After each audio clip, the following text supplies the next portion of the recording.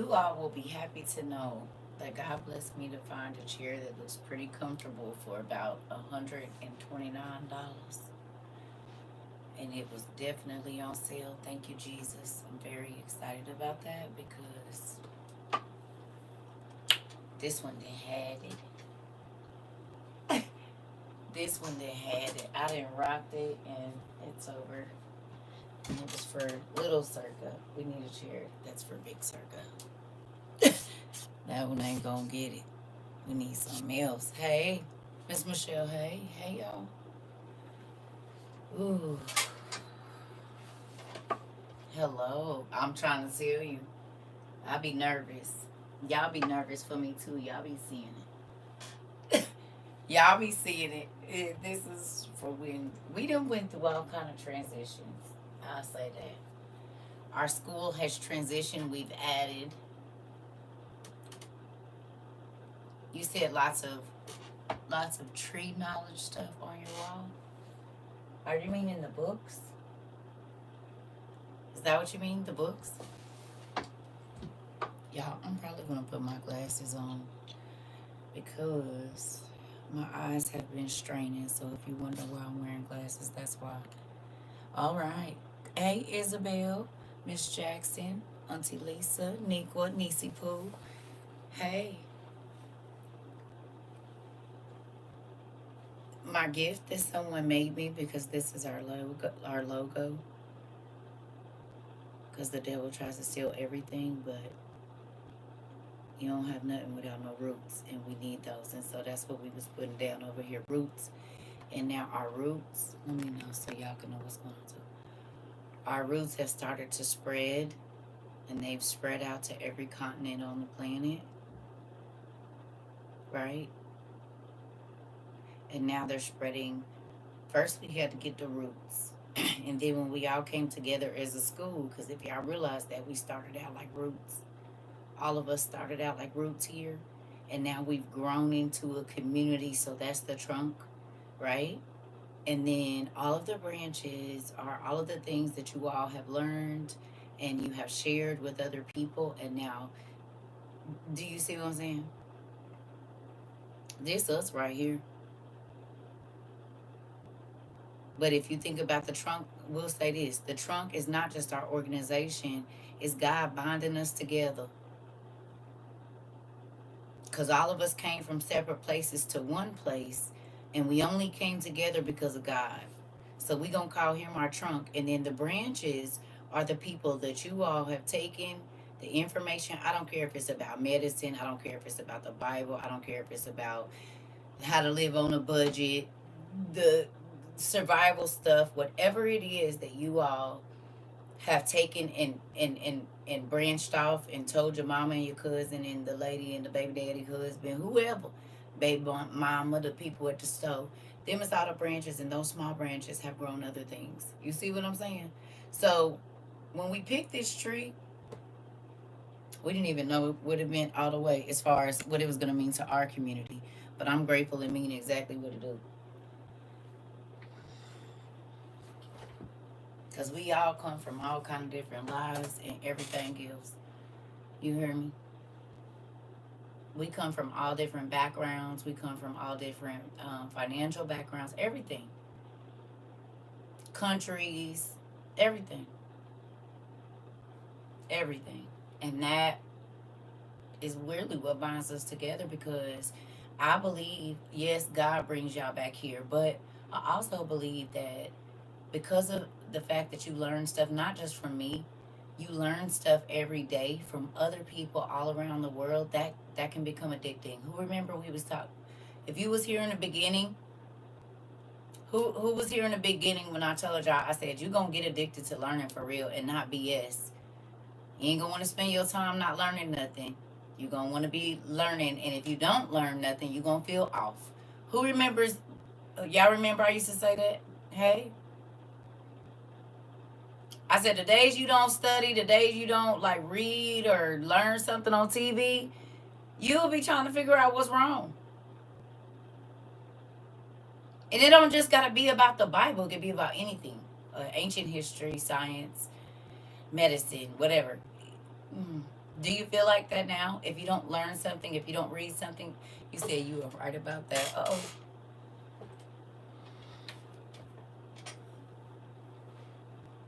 yeah. You might not have been here for that. But yeah. Hey, it's okay. It's all right. It's okay. Yeah. You're addicted to learning now. And not just drama, but good things. And that's a good thing. About whatever. It don't even matter. You want to learn about as many things as you can. And to me, that is a blessing. Because guess what? The more you learned, the more I learned. The more I learned, the more you learn. So then we just keep learning and growing. And there's so many different subjects that we could talk about. There's so many different subjects that we can. Um, you said the day feels off when you don't read none. I know, or at least learn something. Even if you just watch something that's not just BS, like you learn, like forensics. I tell you, I'm into that. That's one of the reasons that I really like the whole unaliver shows is the science part of it. All the ways that they find out stuff. I feel guilty when I don't get my study time in. Well, and like I said, not even just biblical things, because I don't want you to think that. I mean, just because anything you learn about is leading you back to God. It's a reason He told you not to go over there. It's a reason. Do you see what I'm saying? Like, and that's why I say, like, it don't even, you could be reading in history or reading about geography. That's still learning about God. You know what I'm saying? Because He is the one that created those things. Man didn't create mountains, and they replicate them. But man didn't create stone. God created stone. So even if you're just studying about ecosystems, animal families, or any of those things, you're still learning more about God. Because then you're gonna start asking questions like, "Dang, why you make it like that? That's crazy." Like all the different fish colonies under the ground, or under the water, and how you know what I'm saying, something that you think is a plant is a whole animal, and it's alive, and it eat other fish. Like Venus flytraps, they ain't under the water, they over the water, but dang, this a whole plant to eat meat. We are meat, and we eat plants. Animals, right, eat plants, and some of them eat meat. But for you to be a plant that eats flies and dissolve them, and you ain't even got no eyes, what else is on this planet? Because that's a plant that eat meat. Flies is flesh. I mean, insect flesh, but it's still not plant life. And why, as a plant, are you eating anything? You're supposed to be drawing water up from the ground, and that's it. Turning the sun into food. Why is you eating like blood and guts and eyeballs and hairs and stuff as a plant? Some ain't right here. I don't know if y'all see. Feed Me Seymour had a different meaning, because I said, right, why as a kid plants ain't supposed to eat people. They not supposed to want blood or nothing. That's not a thing, but they do. Things that make you go, I'm trying to tell you, I used to ask God all kind of questions like, all right now, so what made you think about this? You hear me? Like, so if you explore science, and not just the animal and sea life and the birds, and just the different types of birds and how they lay their eggs and what they do for mating, you just think about how many different species there are, and how long it took God to think about how He wanted them to mate. Do you realize that He wrote the genetic code for every living thing? And plant life has a different genetic code than us. Cows have a different genetic code than dogs. Dogs have a different genetic code than cats. Cats have a different genetic code than mice. Mice have a different genetic code than grasshoppers. Grasshoppers have a different genetic code than millipedes and centipedes and spiders. And even all spiders don't have the same genetic DNA, because some of them are poisonous and some of them are not.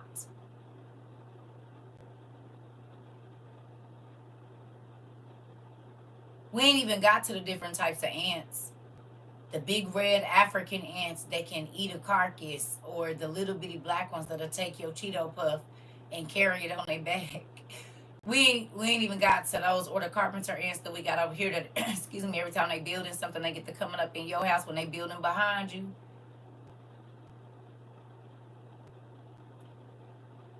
We talked about grasshoppers, but can we talk about the black crickets that give me the jeebies?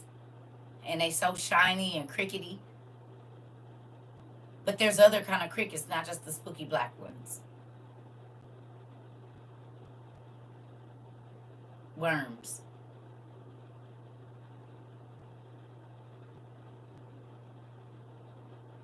Llamas. I mean, do you realize how long it would take to think up all of the different plant life to make sure that it reproduces the exact same thing every single, like, do you realize how many plants there are worldwide? They're still finding plants that they didn't even know was on the earth. So they haven't even got to that part where they could even study the genetic code of, or you know what I'm saying, of that plant or that bean or whatever else it is. It's mind blowing. So even in that,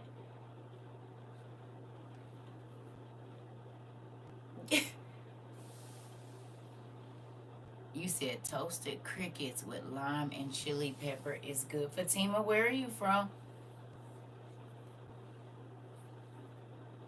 Toasted crickets with lime and chili pepper. Do you take the legs off? And where are you from? Or where is your family from? I'm from here, but my family is from Mexico. Okay.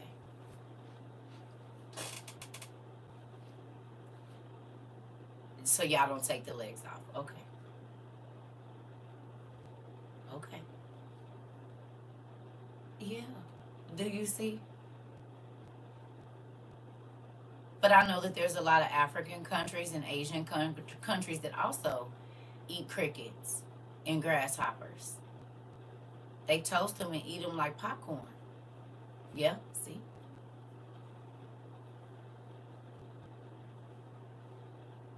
Yeah. And their families have survived on those things for eons probably. Your mom used to eat crickets and ants? Interesting. See?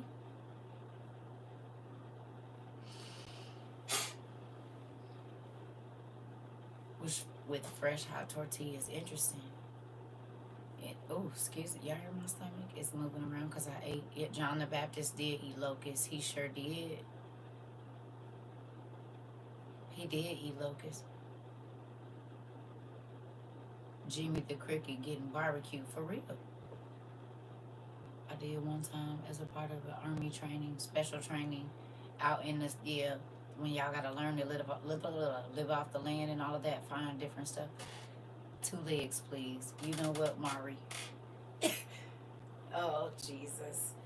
It's already started. It has already started, but yeah. I mean, but you know what? I think about stuff that my family, my grandma, she was from the South and she came up, during the Depression or whatever it was. So, you know, like they live different and you'll find something. You'll find something. But that's why, for real, that's why I try to teach my kids to cook from scratch as much as I could, because you never know. Okay, so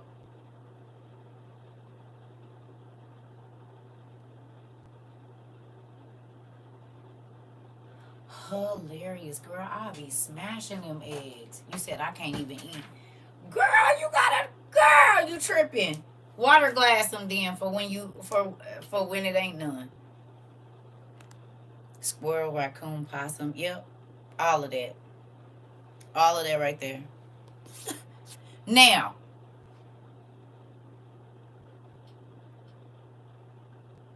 I seen some niggas on here And I'm sure y'all seen it too. But baby, now I know some country niggas. But baby, I ain't never, ever, ever in my life seen a nigga cook a bear until now. This year of 20 and 24, I seen a nigga hang a bear. Y'all ain't seen that black dude? He on TikTok. Baby, the bear's claws is hanging like this. I said,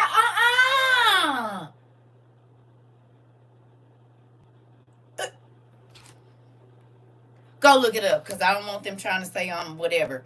Go look up black dude, babe, cooking some bear, honey. I reposted it. Yogi roasted on the open fire. The leg, I think he said it weighed about 65 pounds. And it still got the claws on it. He was roasting it. Then he took it off the roaster and put it in some fall. You seen it, Michael? You saw the bear. Baby, I don't know nothing about that. Not eating. Baby, I said, listen here.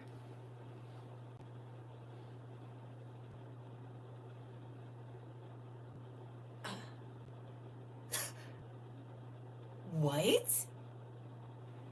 I mean, if I'm hungry, put a little seasoning salt on it. Thank you. But I'm just saying, like, who thought of that? Now, I know they used to catch them for the skins. I didn't know they was cooking the meat. I don't know what I thought they did with that part. I guess in my mind, they just left it out there. But that's not what they did with it.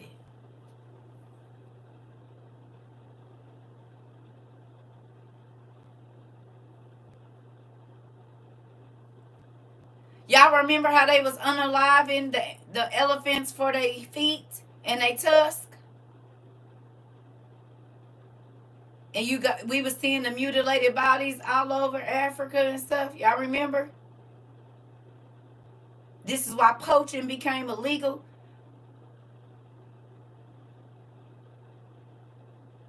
Now, these animals have been in Africa forever. Since God said, let there be light. And then all of a sudden, it was some visitors.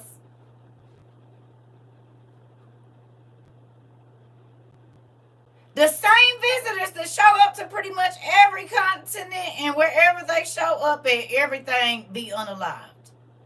Or carted off to another place to be put in a zoo or a museum.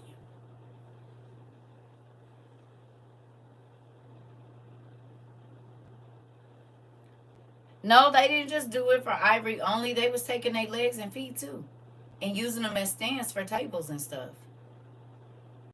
They were having their real legs and their forearm parts taken and to the taxidermy, and they was being made into all kinds of stuff, stools and benches, and no, they wasn't just taking the tusk. They was mutilating them. Some of them was just taking the head. So when you see that big old elephant head and it's been to the taxidermy, how you think they got it? Where's the rest of him? You seen an elephant head on a person's thing from a safari? What happened to the rest of him? I used to read National Geographic when I was little, and I remember when they was talking about poaching. I don't know if it was the 80s or the 90s, and we had to do like a research paper on that kind of thing. You know what I'm saying? We was looking into that kind of stuff. So, and that was a long time ago. You said they normally, not at that time, they wasn't. They was illegally killing the animals. How you donating it? No. No, don't believe that. Because if they was donating them to the villages, there would be no reason for the laws against illegal poaching.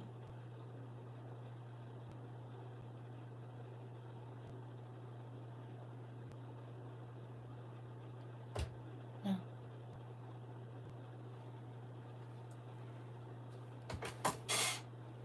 There would be no reason to have that law if they was feeding them back to the things. The African people were angry, hey auntie, because they was killing all the wildlife for trophies. Yeah. Yeah. You said Jane Goodall, gorillas in the okay. Yeah, but it wasn't. It was everything. All of the gazelles, the caribous or whatever they call all of that stuff. The alligators. This is how alligator purses and stuff was getting made, and that's when all of the real, coming to America type cheetah print stuff. Well, where are they getting them from? Because they don't be nowhere else.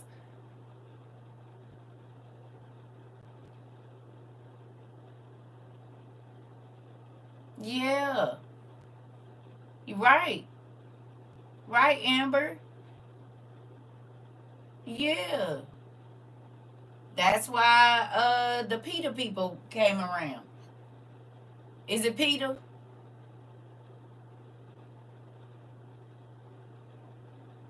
Is it?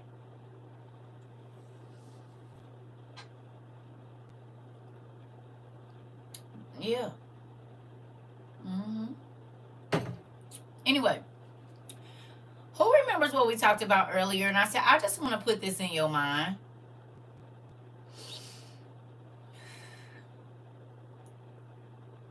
Ostriches, yeah, ostrich skin boots and purses, yep, all of that. Uh huh. All of that. You sure said it. That's a big bird too.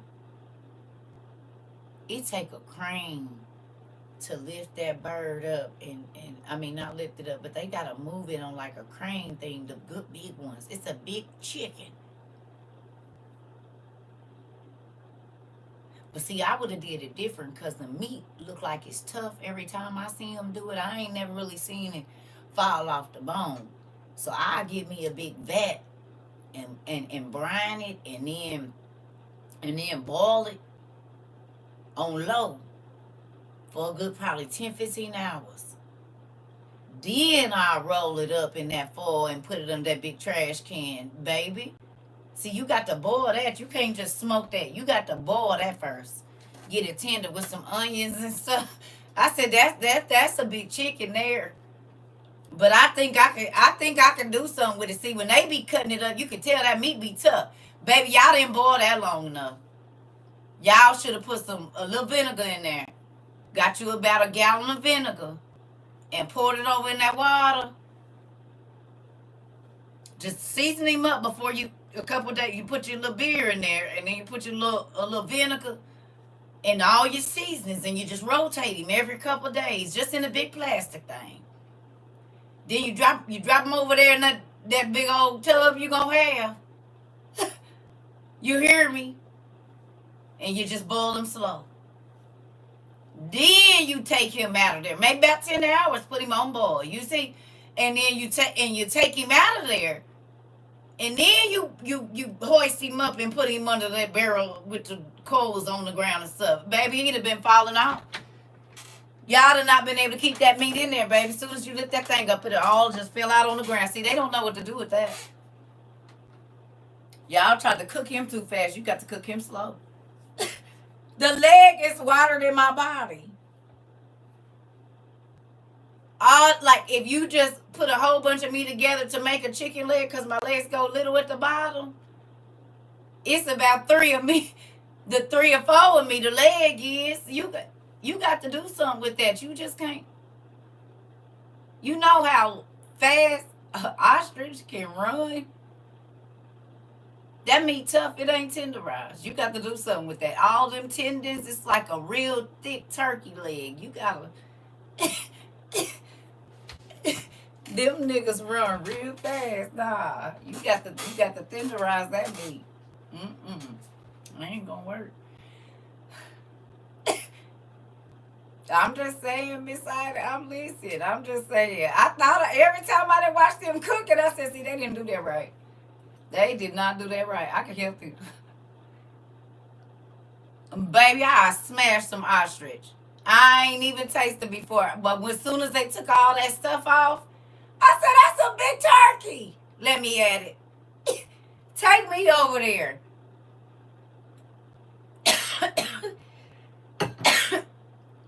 I had somebody weld me 2 or 3 baptismal pools together. The old ones, the silver ones. Because, see, I'm going to boil it and smoke it in the same container. See, y'all got to move it over. I'm going to season it, smoke. You see what I'm saying? I have them weld me about 3 of them together, like the thing the pigs beat the trough. I have them weld me about to cut that middle part out and sand that down. We gonna lay him in there smooth. We gonna season him. We just gonna turn him every 3 days. About 2 days, we gonna turn him. Okay, we gonna keep it packed with ice around the outside, so it's gonna keep it cold. But we gonna turn him, and then baby drop him down off in there. But see, we ain't even got to move because then all we gonna do is pour that salt water off in there, and then it's already seasoned, baby, and let him, put one on the top of like a big lid, baby. Then drain the water out. And baby, it's time to put that smoke in there. We're going to dig some holes and drill some holes in there and let that smoke come up through there. Baby, you'll be good and tender. I'm trying to tell you, fill him up with apples and stuff and make the meat all sweet and onions. It's a feast for all of us. It's a feast for all of us. See, I done thought about it. Girl, I done thought about it. They need to let me have one of them. So if you ever want to have CERCA TROVA come help you cook an ostrich, just call me. Low and slow. You hear me? Janae, Miss Robinson, look, I'm trying to teach you. He said, Maya Haler, baby, I done thought about it. When I do watch them food channels, I said, see, I could probably do that. But I wouldn't have did that. I would have did something different.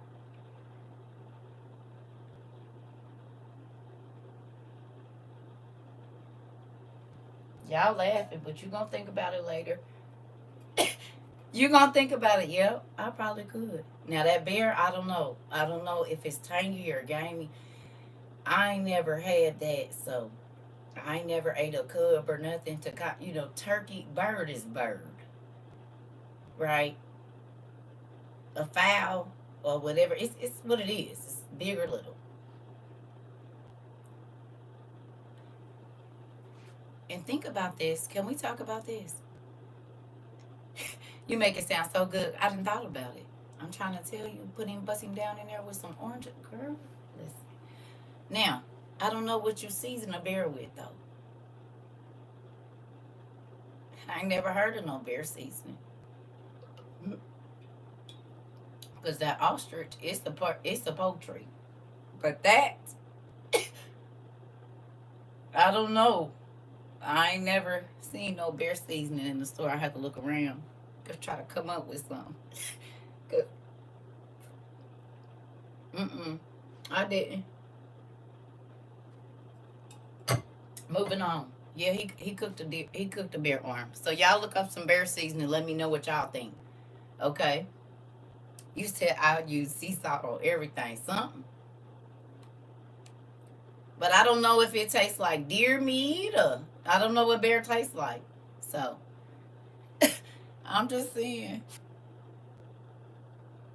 Listen. Niqua, I'm just saying I ain't never heard of no bear seasoning, but I'm sure we could come up with something between all of us. As a group, we could come up with a bear seasoning. I believe it in my heart, in my soul. All right. You said what got parasites?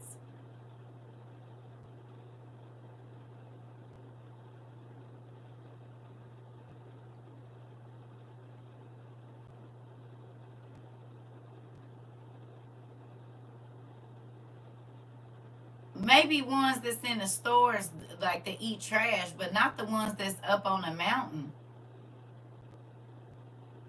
You talking about the bears that eat salmons?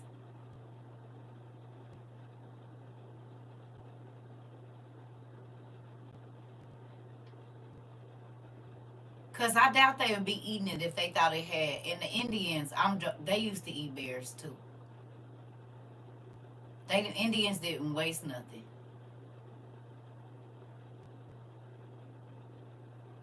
They probably just like rabbits. There's a time when you have to eat them when they have a lit, because that's just like rabbits. At a certain time, you can't eat rabbits because they're full of worms. After that time, you're fine. You can catch them.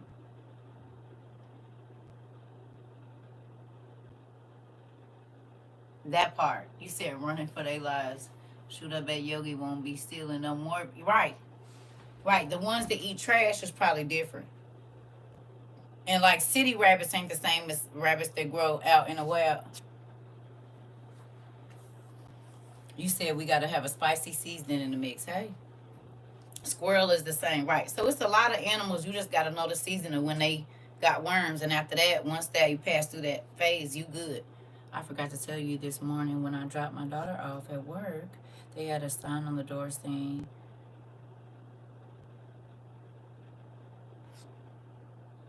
they canceling quarter pounders for good.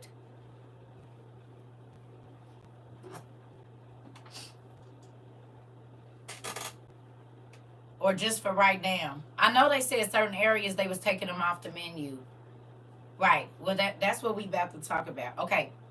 So who was here earlier when I just dropped a little seed in y'all head and I said January 15th? Y'all remember? I said just keep that in the here. Y'all remember that? So right before I got on here, no, I know why. I know why. I just didn't know if they was taking it off for good. I did see that they were gonna take it off until they could get the issue together. Okay. Y'all ready? Now y'all remember that I said somebody knows somebody, and something was telling me that they might wait until somebody get their new job and then do a certain thing right before that so that it looks a certain way to bankrupt a certain like business. Y'all remember I was saying that? That's the feeling I was getting. Okay. Now I told you that way earlier. I just watched this right now. We ready? I'm not gonna show y'all because I don't want like copyright whatever. It's shocking to me the amount of people that don't understand that all of the E. coli, Listeria, Salmonella outbreaks that we're seeing in our food right now is directly tied back to the Supreme Court overturning the Chevron rule, whatever, the Chevron case back in June. And I remember back in June, people who knew what Chevron was saying, this is going to be fucked up. And everybody was like, what the fuck is Chevron? We never heard that before. We don't care. And I'm not a lawyer and I'm not a law student, so this is just my general person understanding, but the overturning of Chevron means that U.S. regulatory agencies like the FDA, like the USDC, like the EPA, no longer have the ability to enforce rules and regulations onto corporations without running it first through the courts. Basically, the FTC could go to a corporation and say, you're not following our rules for safety to prevent things like this, and that company could turn around and say, I'm going to take you to court, and I'm going to do it anyway. And who elected those Supreme Court judges? Oh, that's right. Donald Trump. It's shocking to me the amount of people that...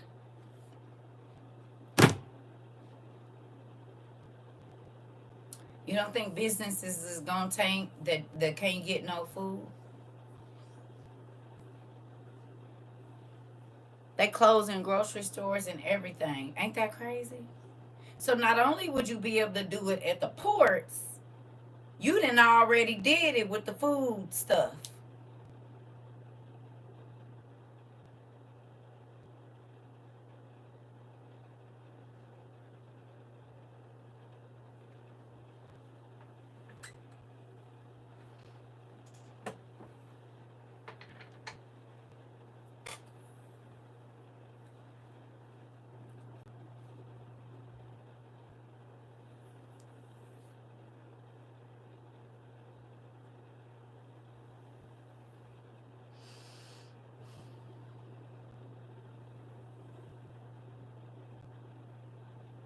Y'all don't think that's crazy?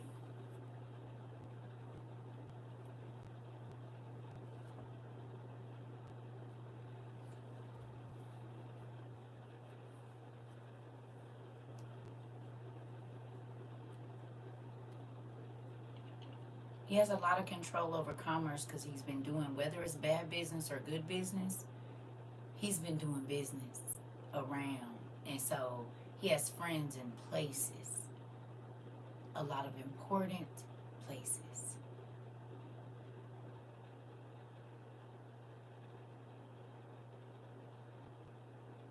That could affect you and me. Not that she don't, because I don't, y'all know, I'm not going either way.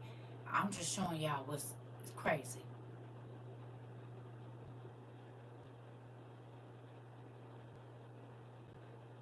It's more food-borne thing, illness, whatever, going around now. This is the most I've ever heard where basically ain't nothing in the store because of the food not being good. Look at that.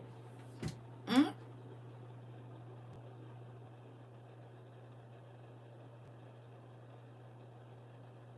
Wow. You see that?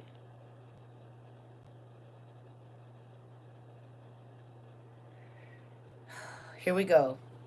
Didn't I tell you I can't even show her face a little bit? Because now they didn't restrict. Baby, they are restricting me for everything. You see that?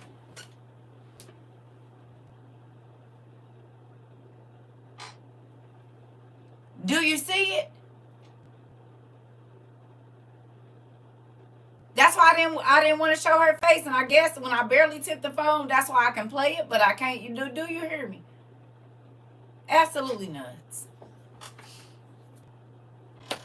They do not want this information out, but you know why?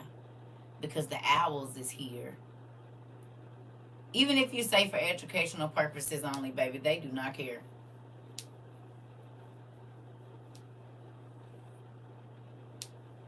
Y'all see that man looking for his friend?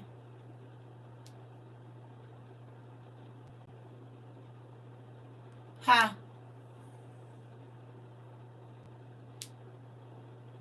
The man that is he be in our class and I be on his page, the one I told y'all about. Remember the people showed up. You seen his friend is missing.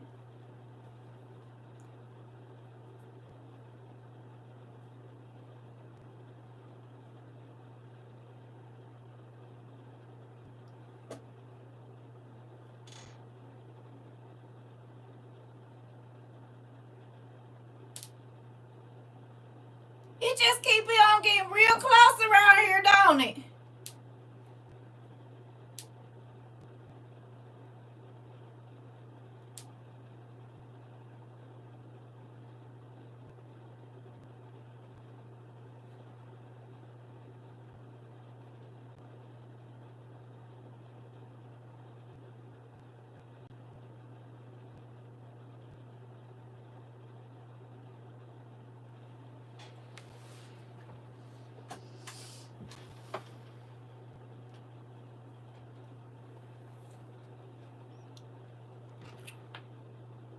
Six cats in a house.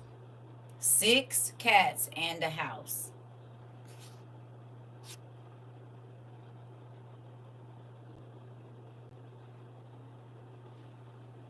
He was on the phone with him when the people came and got him, and he don't know where he at. He didn't call lawyers and all kinds of stuff.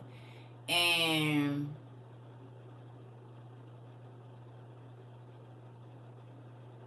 in New Mexico,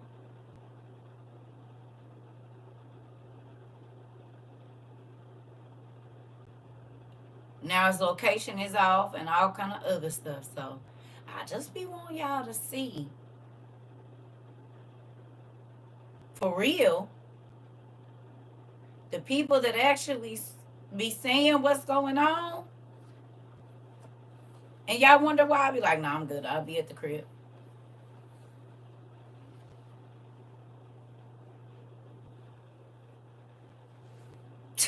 I saw that. I said, and that's why I be telling these niggas quit saying whatever they want to say on this thing. I done told y'all. And every time we talk about it, it be something right there. I said, well, there it is. Mm-hmm.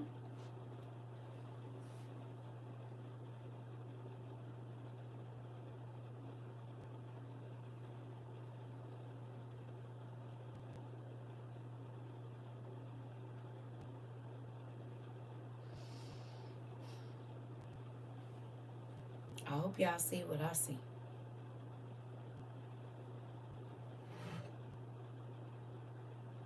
And that's why I start telling people I don't care if you sorry. I'm about to start blocking people. Because I'm not about to let you have a. I'm not doing that. We're not doing that. Mm-mm. If you don't know how to do what I'm asking you to do, I need you to leave.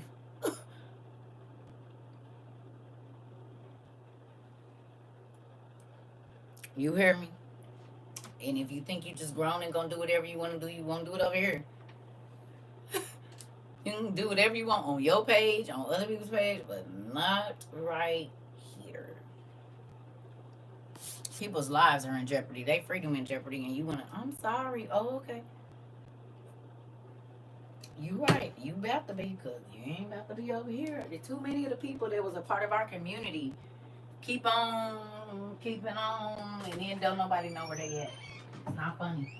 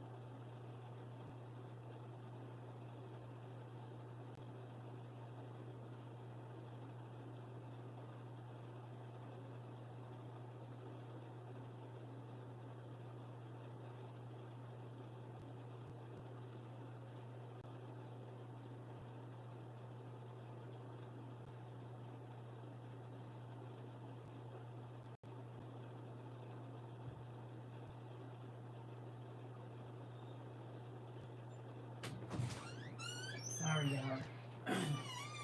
It is getting very, very serious.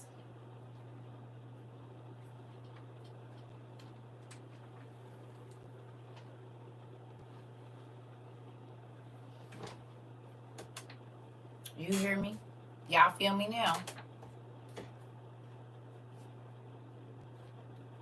You understand why I be saying the stuff I be saying? Because that's like the third, fourth person. That's spooky to me.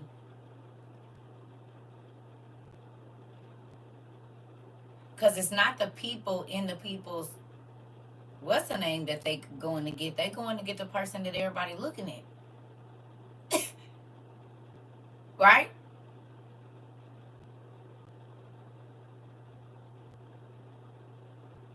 Right?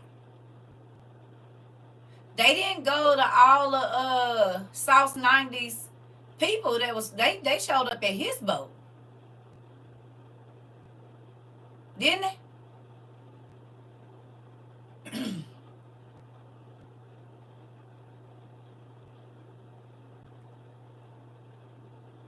Even the old boy that everybody was worried about during the hurricane.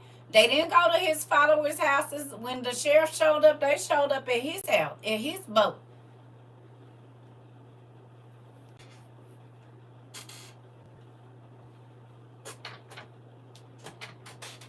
Our Brenda guy, uh, the bully slayer, did he go get the people that was sending him other stuff that he might not have seen, or did they pick him up? And we don't too much know what he went for, but we ain't heard from him since a good old March or something.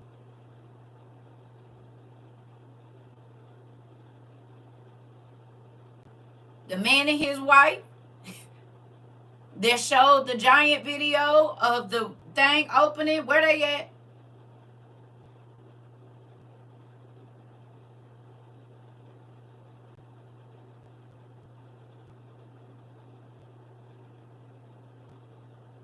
It's a few others.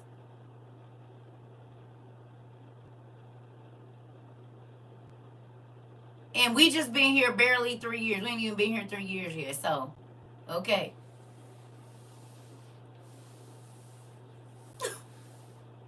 Mm-mm. Nope.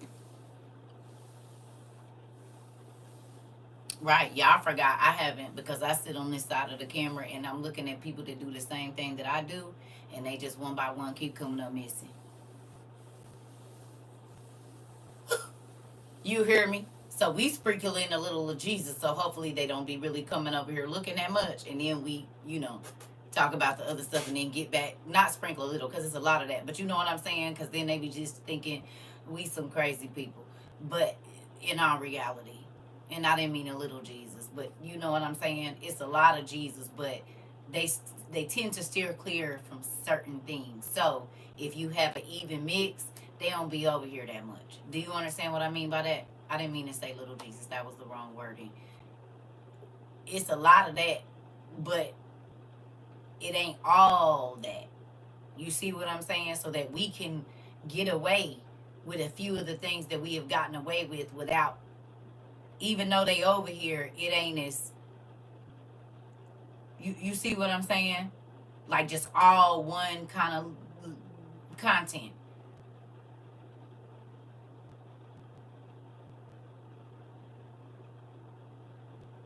So we even it out. Yeah. So then they be like religious fanatics or something. It ain't right. Right. It's not just straight political, blah blah blah. So, that type thing. So it weighs out. But even with that, we still it's be and have been for over 2 years now. So if that's and they keep every day now is these restrictions against my account for crazy stuff I've been doing the whole time I've been here. Now all of a sudden, if I'm not selling on TikTok, I'm getting a restriction for unauthorized uh promotion or something like that. Like if you're not making, but I'm not even promoting for you to buy anything. I'm telling you to read a book page or showing you a book. So if you're not selling anything, you're getting fined, right? And then um if you are talking about anything that the owls are getting ready to do, they're planning to do, or things that have been done, that is another way.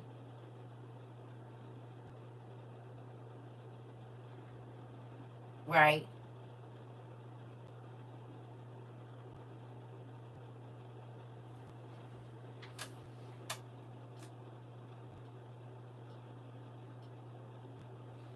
Think about it. I don't do no battles. Battles make TikTok money, don't they?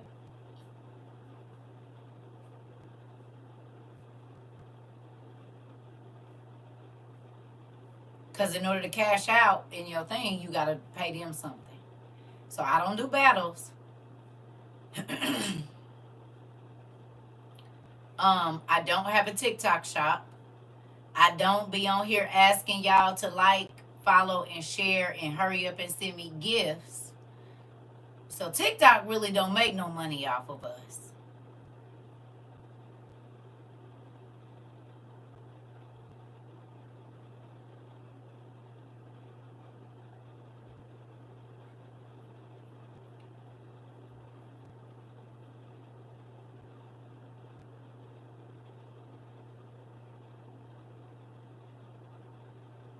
You see?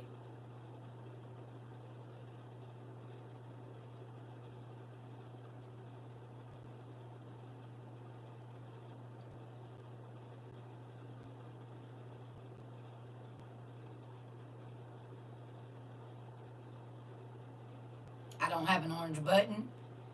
And I'm not doing no battles, so they don't, and then I don't ask y'all for gifts, so they not making no money over here. Hmm.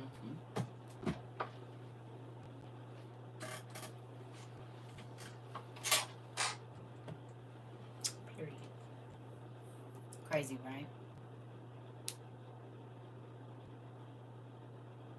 Mm-hmm. Mm-mm.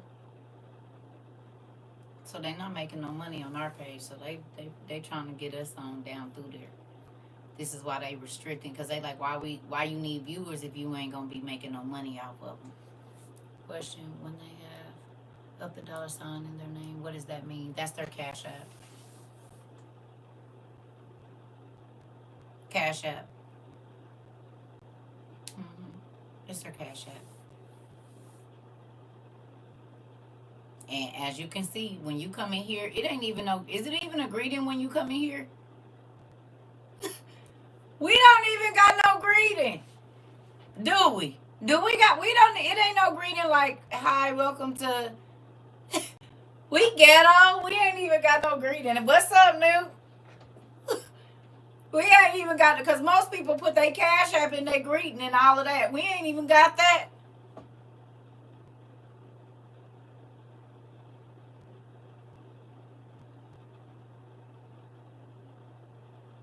Don't. This the most ghetto school you probably ever been to. Hey, hey, Punky.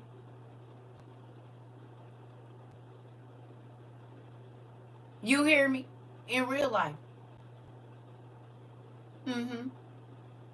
We ain't even got a greeting when people come in. Just come in and start talking. Right. We don't need that. We outside. Right, right, right. It's like we at a barbecue every day. Mm-hmm. Just come in and sit down. Right. And when you feel comfortable, talk. Just don't say nothing crazy. And you fine. You can talk as much as you want to, as long as you don't get to talking crazy. That's fine. We don't mind. You said you could just slide in and out of class. You can. That's it. Hey y'all. Okay, I'll be back. I gotta go run some errands. Y'all be telling us like we sitting at the house like, all right, girl, I'm about to get off the phone. I'm about to go. I know all y'all business too. You about to go. You go take the kids to school. You gotta go back to work. I know your lunch hours. I know when you're off. You just got up on Saturdays. You be a little lazy. You gonna go on and go to the grocery store. Cause y'all tell us everything. I'm at the doctor's appointment. I got me an appointment at 10:30, and then I'm gonna go on down here to the Taco Bell and get me something to drink, and then I'll probably be back to class after that. Like I gotta run down to the bank and yeah, all of that. Who in the shower? Right, right, right, right. About to go take. Matter of fact, I'm in the shower right now. I gotta go take the kids to school. We know. So we family for real is. Y'all be telling us like we sitting on the couch waiting for y'all to get back. Listen, right, right. Y'all be telling us like we sitting on the couch or we gonna meet y'all back at the house. Listen, it is what it is. You said we do, don't we? Yeah, do. We know when you at work. We know when you about to get off work. We know when you go on break. When it's your anniversary, when it's your birthday. Like I said, if you got a doctor's appointment, we know if you go to the rheumatoid arthritis doctor. We know if you go to the eye doctor, the dentist. We know if you having surgery, a baby. Uh,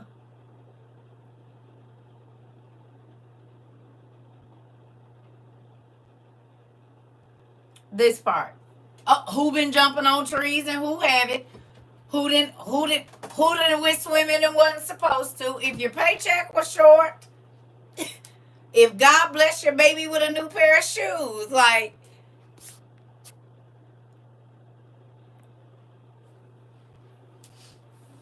all of it. Mm-hmm. Oh, thank you.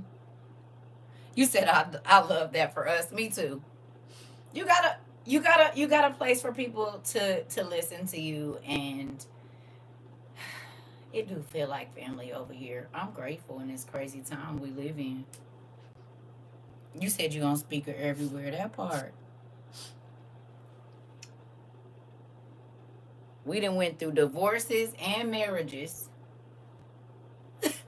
It's people that's then got divorced with us, and it's people that's then got married with us. We didn't went through whole pregnancy, several.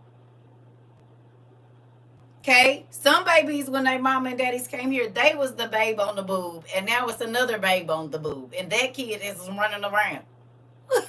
You hear me? Folks that came here with one grandkid got about 4, 5 now. It's a real thing.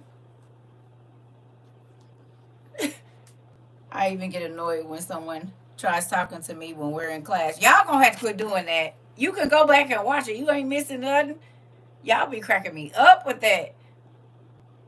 Life changing situations over here is.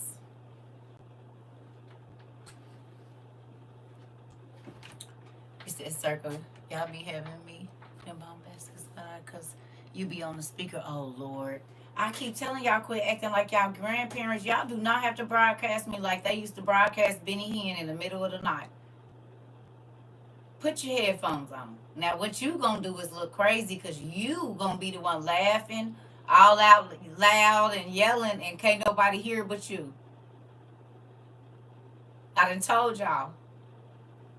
Quit acting like y'all grandmas and granddaddies and y'all mamas and daddies making people watch Oral Roberts.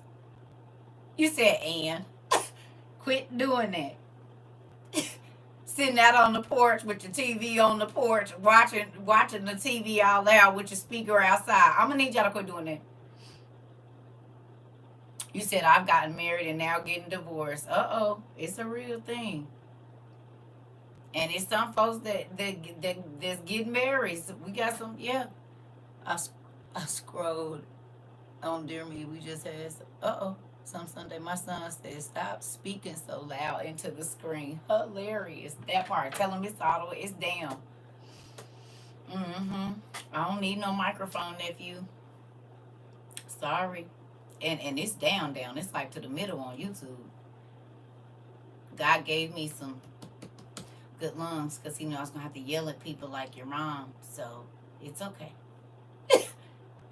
He knew I was going to have to be chopping folks in the throat when you can't have a mousy voice with that. That ain't going to work.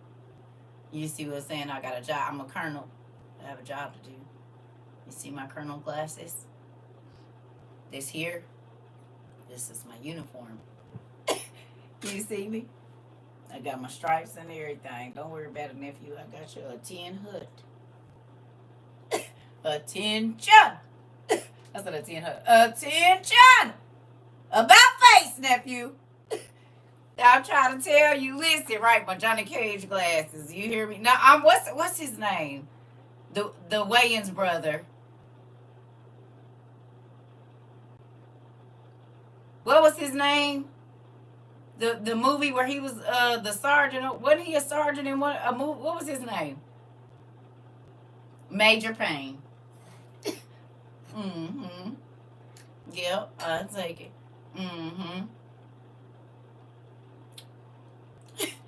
Yep, Major Payne. Yep, that's the one. Yep.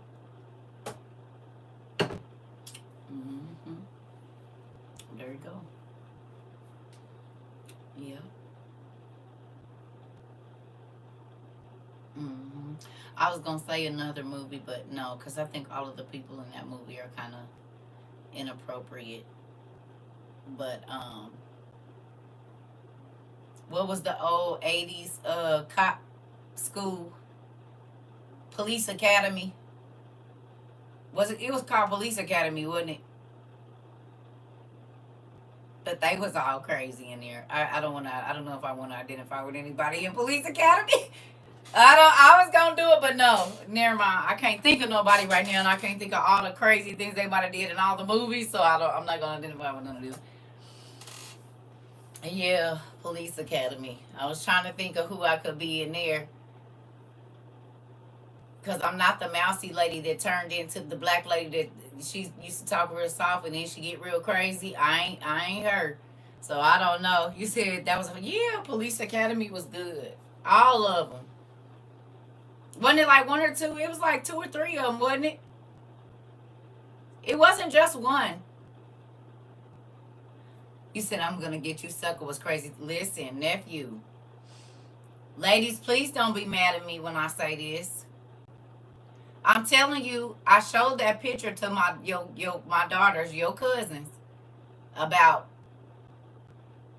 maybe 5 years ago. Well, I've been here. So maybe 6 or 7 years, around 2016 or 2017. And I told my daughters, I said, a lot of the girls your age By the time they 35 or 29, this how they gonna look right here. Right here. And they said, Mom, what are you talking about? I said, no, no, no. I need you to look at this seam really quickly. Now you see how she's strapped in there? With all of that on, sounding like plastic. You just watch this moment here. When she got to snatching them legs and stuck on behinds and boobs and lips and all of that off, and she just had that little sprig of hair right there on the top. And she was hopping at her. I said, see, this is what y'all society is gonna look like in about 10 years. It's been about that long. I mean, we moving on it. And if you look around here,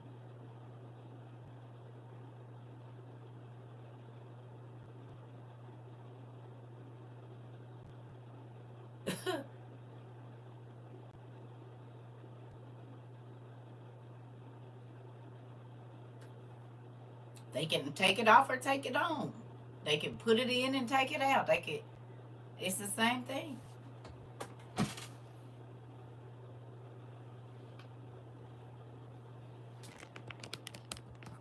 Definitely seen people that just don't have alopecia, but because of not taking care of their hair with wigs, they look like that lady.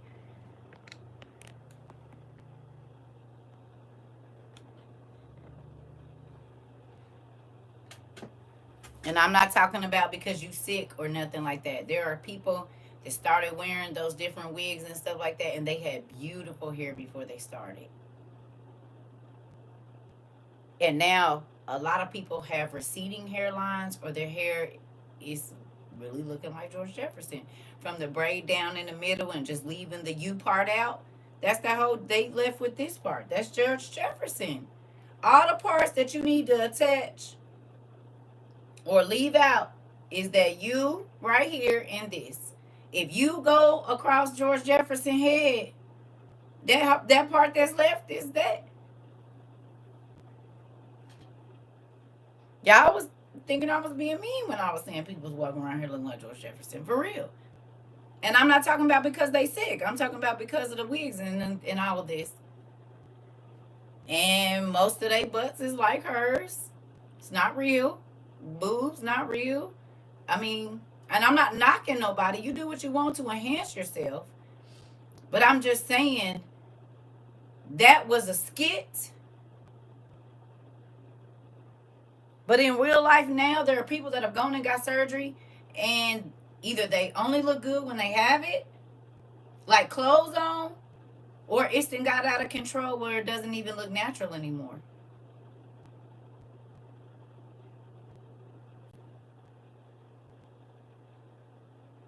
Cause I'm all for enhancements, especially if it's but now it's so exaggerated that people to me look like caricatures. When you go to the when you go to the fair and they draw you with a little bitty body and a big old head and your lips and everything is,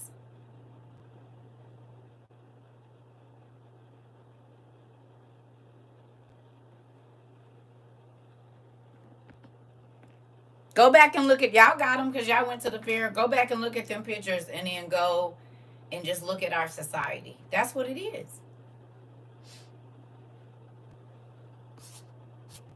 That or anime.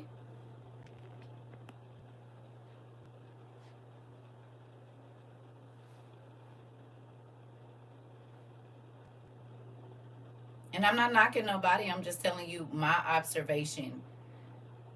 Excuse me. Oh, excuse me. And what I see. And I told my daughters about this though. And this is when I was teaching them about body image. These are, but I'm just saying, I'm not talking about nobody. But when I was taking my daughters through their body image times, between like 11 and 15, around that time, I wanted to show them how, this is a laugh watching that thing, but now they've made reference to their friends going and getting body augmentation at 18, and you don't even know what your body is going to look like at 21. Because any of us that's been 18, 21, 25, and 30, did your body, a few of us maybe kept that. But for the most part, by the time you was like 25 or 30, you started to fill out. Some people stay skinny all the way up until 24. But baby, between 24 and 29, something happened. Or between 29 and 35, you probably don't even got the same body shape you had before. And if you do, it's probably not in the same place. Not to say your body ain't cute or whatever. It's just after one baby, some people's body changes drastically. So you don't even know what your body is gonna, how your body is gonna feel. I know people that when we was in school, they was a toothpick baby, and by the time I seen them when they was 26, they was thicker than 1,000. I said, girl, where did you get all of that from, baby? Sitting at home and it looked good. But they just like super small all the way through junior high school, all the way through high school. Baby had that first baby, and everything was like pat out. You couldn't even recognize them. No surgery, no nothing. Just your body changed. You don't even know what your body is gonna look like. You said, "Yep." After my daughter, you got your hourglass. I'm trying to tell you. Yeah, yeah. You said my good friend was a stick up until 30, then she got her grown woman body. Exactly. And this is why I kept telling my daughters, quit, don't be judging yourself. Get your grown woman. You don't even get your grown woman body till you about 25. Your body can change so many times between 15 and 25. It's ridiculous. And then even 25 to 30 is a different thing. I was a size 8 and thought I was the ish. I'm trying to tell you. You said I was bigger at 35. See? Exactly. Exactly. That part. You said, meanwhile, I'm just now getting it as my youngest about to graduate. It comes at different times. It comes at different times. And this is why we have to encourage our daughters to love the body that they are in, y'all. To love the body that they are in. Because it's not even going to be the body they have. You know what I'm saying? Very few people keep their exact same body shape. I mean, it'd be either, you know what I'm saying? Whatever. Like, teach them that. To love the difference in them not having the same shape that everybody else got. The same nose, the same hair, the same eyes, the same everything. Because how is all these people individual, but they all look exactly like if it was, everybody was walking from the back and they was pretty much in the same height. Like if you covered them in like a complete outfit where you couldn't see their color, everybody looked the same from the back.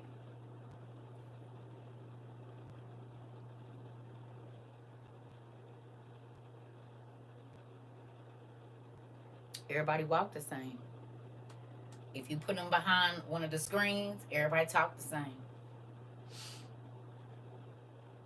It's for real step for housewives around here. For real, y'all. It's spooky. Folks will make fun of my big behind. Now they getting plastic surgery to get one. I'm trying to tell you. You ain't got to tell me. I already know. Folks swore up and down. CERCA had surgery. I said, baby, this is corn fed right here, honey. Don't even worry about it. Look at my mama.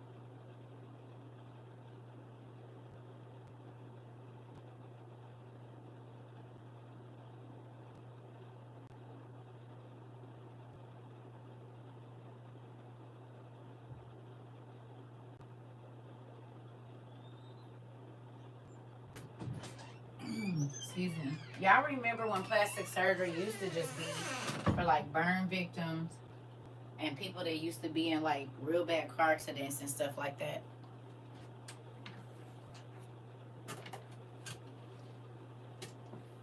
Y'all remember that? Like back in the 80s and even in the 70s and stuff like that, plastic surgery was for people that had like distortions or some type of abnormality, and they wanted to try to make them not be, whatever, or to help with walking, or, maybe they were born without nasal passages, all of these different things. And now it's like, it's scary.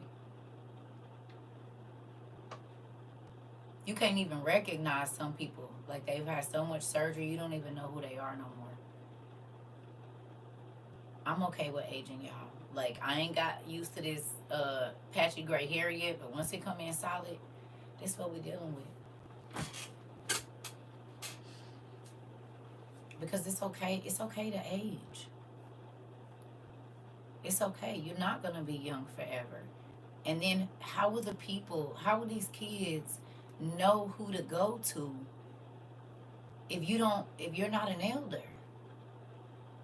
The gray hair and the you ain't gotta look old as far as just like being all droopy, but the gray hair and different signs of aging showed us back in the day who we could run to in a neighborhood if we felt like somebody was chasing us, right or wrong.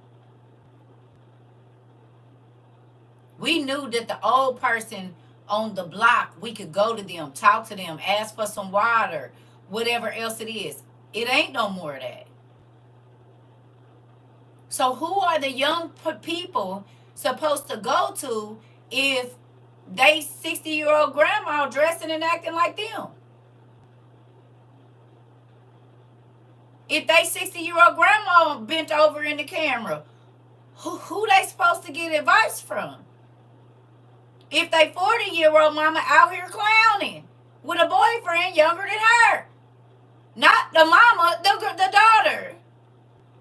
So how can I come to you and ask you for advice when you're dealing with a man that's younger than me and he putting you through the same thing that my boyfriend is putting me through? Because you ain't figured it out as far as whatever else goes. If you in a club with your boobs popped out the bottom of your shirt, so if somebody say something to them, now don't be calling my daughter no. Well, both of y'all sitting there with your titties out. No drawers on outside. I mean,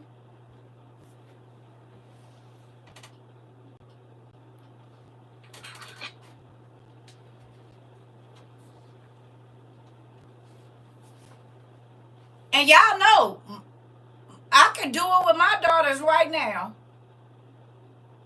Could pop all the way out with them. But if I'm doing the same things that they're doing and I am living the same life that they are living,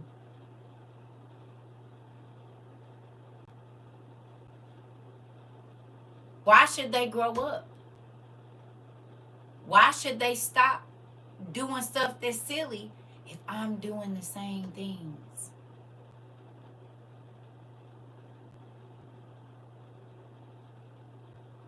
This is why our babies are out here lost.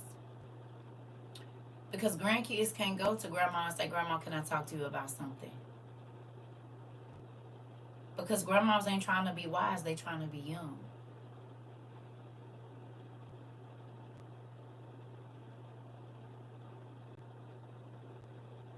Now, I understand not sitting at home babysitting no kids, because I do it when I want to. But I'm not so unavailable that if my children have questions, I'm too busy trying to live the life they live and turning up and all of this that I can't even help them with their next stage of life.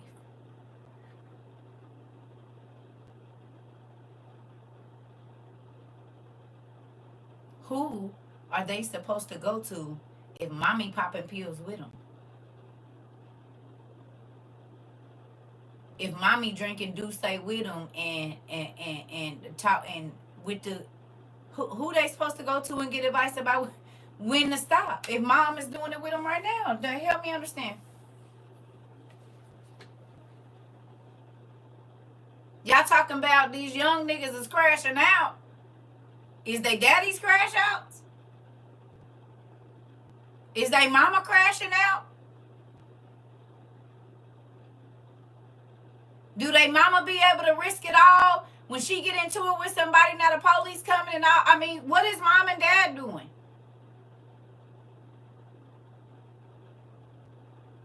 How do mom and dad settle their issues when they get into it with people? They pulling up with the gat in their lap and all this old stuff. I mean, what? And I'm not saying everybody, because some kids don't, you know, like I lived one way at home, and when I got out in the streets, I was out in the streets. I get that too. But there are some parents that are teaching their children this crazy behavior and then being sad when things happen. Make it make sense.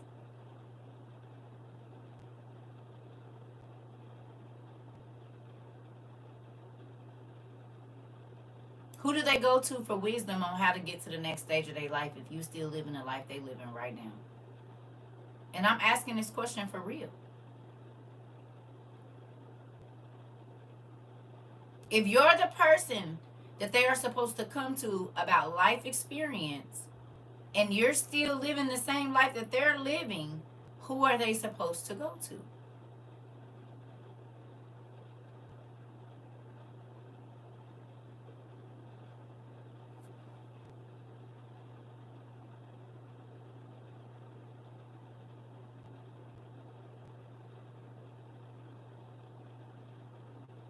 I ain't saying you can't go out and have fun with your friends, but where do you draw the line so that when your kids need sound advice, they can come get it?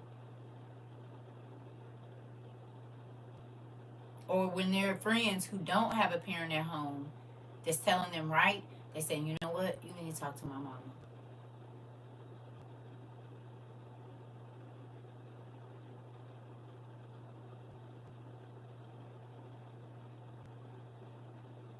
I'm not judging nobody, I'm just asking questions.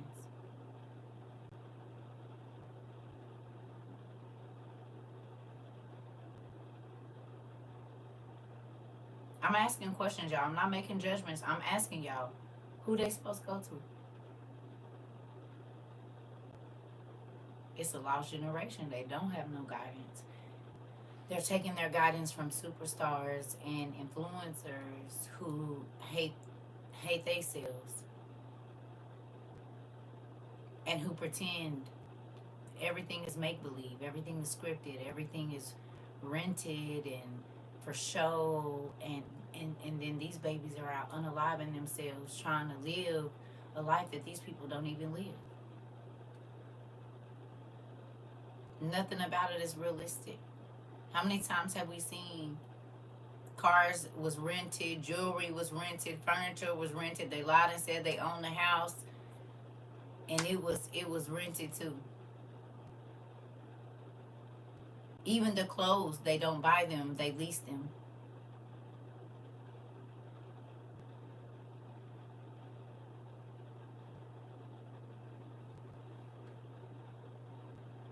That part. That part. Miss Angel. Well, they're going to be lost for real, right? Right. That's why I'm not judging nobody. I'm asking y'all. Who do they go to?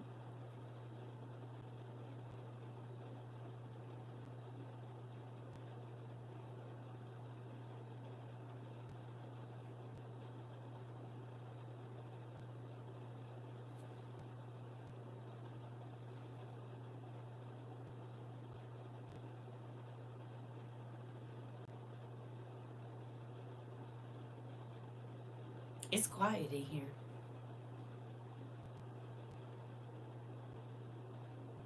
You didn't have anyone but God. See?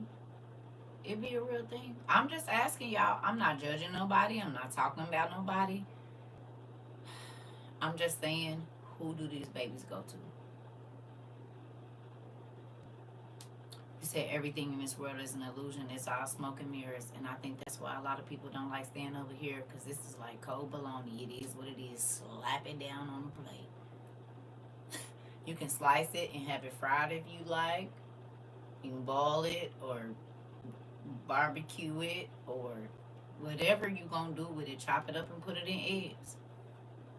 Make you a sandwich with nothing but mayonnaise, but make sure you slice it unless you like the bubble on it. And then some people just eat it with onion and mayonnaise, a mustard. You can eat it however you want it, but over here you get the cold hard facts about what it is. Period. The world is all smoke and mirrors. Yep. Yeah. Yeah. Yeah. And like I said, I'm not judging nobody. I'm just asking questions. We talk about how crazy the younger generation is and how horrible they are, or how this and that, and how their minds are all over the place. But who taught them?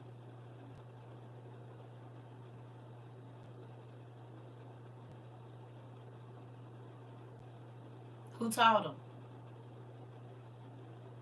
Because we can blame them, but the Bible says whatever you put in your child, what?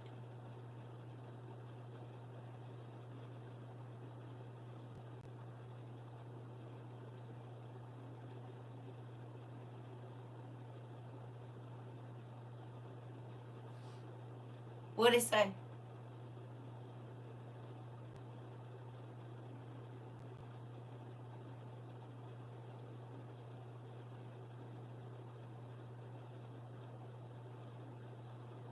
Train up a child in the way that he should go, and what?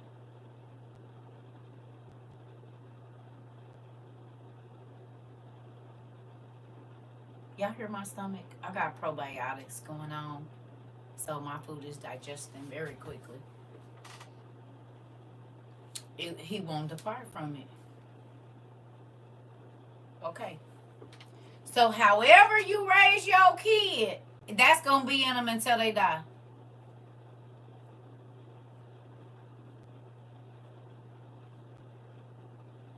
And how often do you see a dysfunctional person saying, "My mama did it so, and we survived"? We taught our kids they close.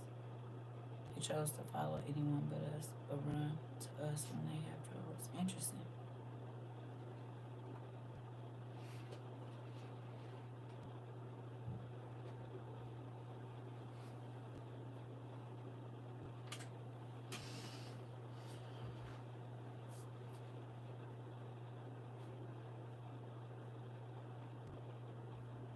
It did say they wasn't ever gonna do wrong, but you also have to pray that you are the loudest voice next to God in your kid's head.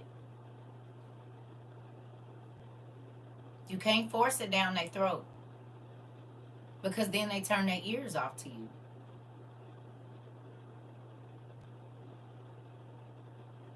They ain't listening.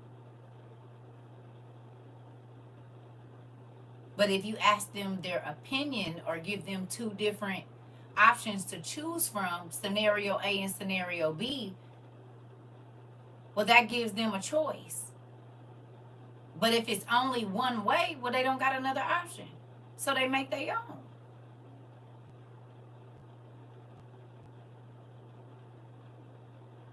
Lead by example and listen and communicate.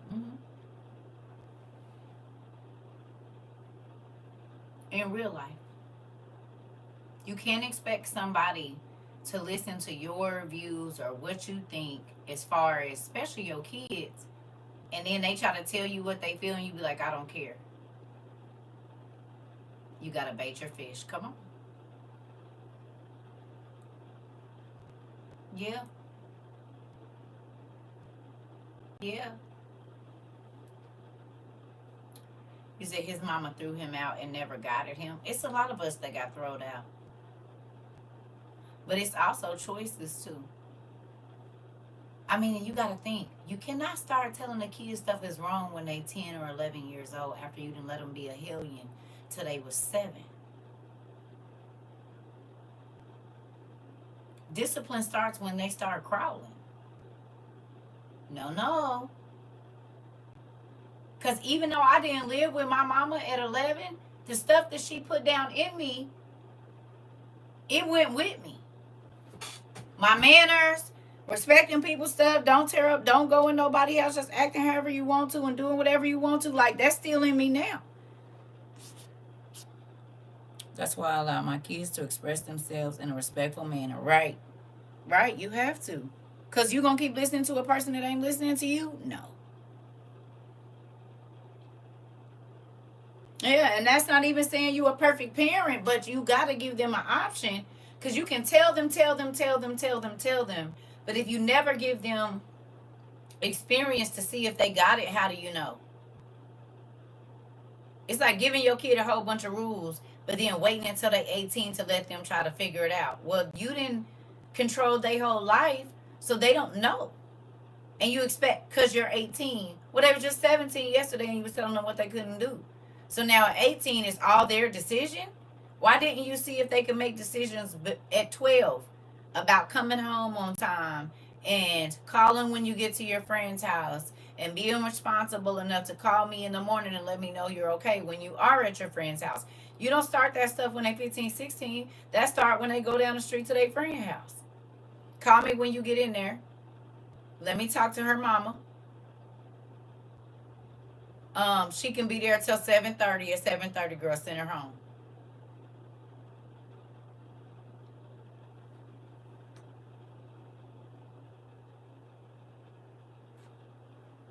You hear me? There's things that you can put in place to where you're seeing if they know how to follow rules. So now I can trust you to go to the next block because you went down there, whatever. They don't know you in communication with the parent or whatever, but you can go down there. You need to be back by 5:30. So now that's teaching them to pay attention to the time so they don't just be so clueless that they don't know what time it is.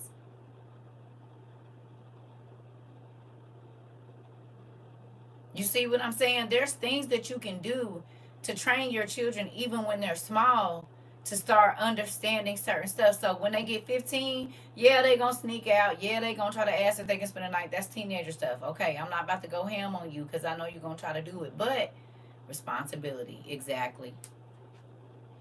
Try to teach my son, time management and everything. In real life. Yeah.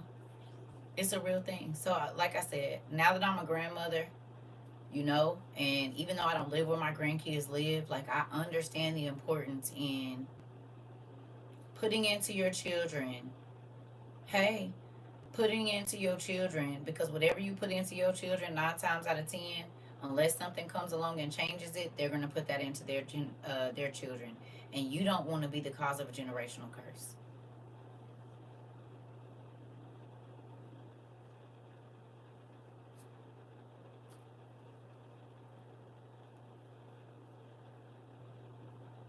If your mama cussed you out and called you dumb and stupid MFs, and you ugly MF, and with your dumb A, most times when you get ready to talk to your kids and they piss you off or you're fussing at them,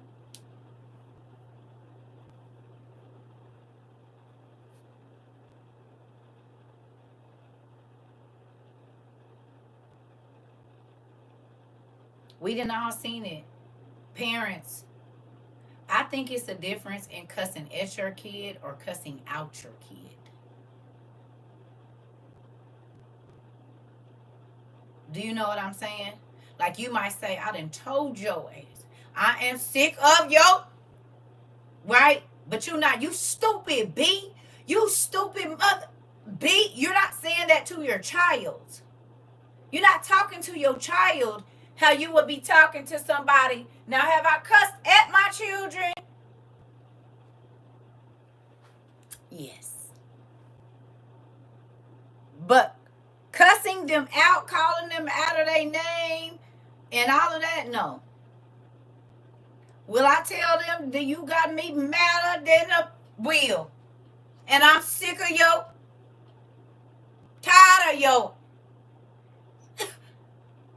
I'm being honest.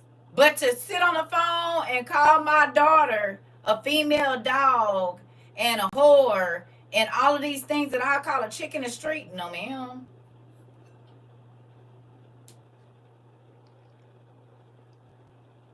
No ma'am. No sir.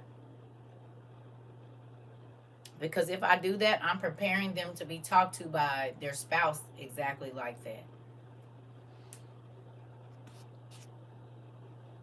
Exactly. Because if I say I love them and I can call you these horrible things, then when your dude or your chick start calling you a female dog or a punk A or whatever, all of these words, right? A pab. Because a pab used to be my favorite thing to call somebody. I didn't care if it was a dude or a chick. Everybody was a pab. You heard me? And I was going to say it with so much stank in my voice. You hear me? Men or women, anybody can be a pap in real life. Anybody. But to call one of my kids that, now I know you ain't supposed to call nobody else's kid that, but you an adult. This my kid.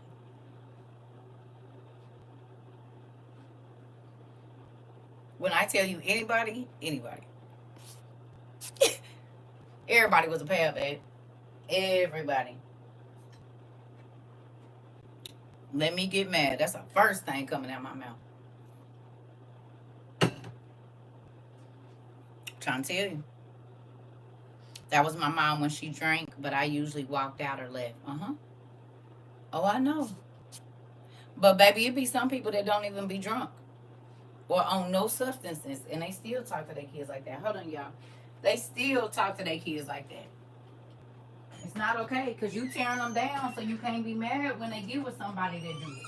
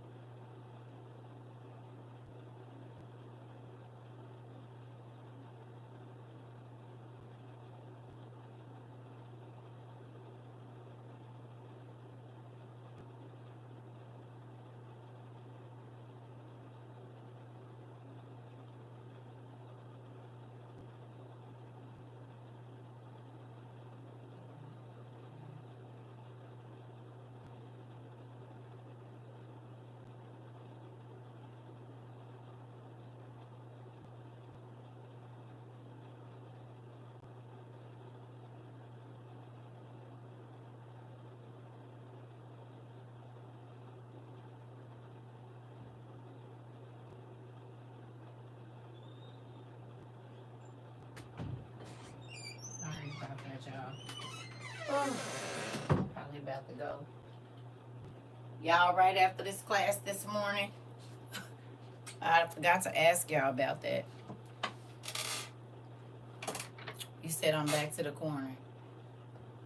Shaniqua, some of mine still do. And we have to ways to speak if they endanger that part. What did I miss?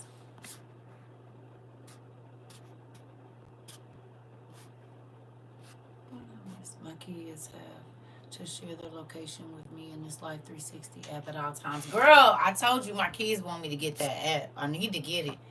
Now with all of these influencers coming up missing, I might go ahead and do it now.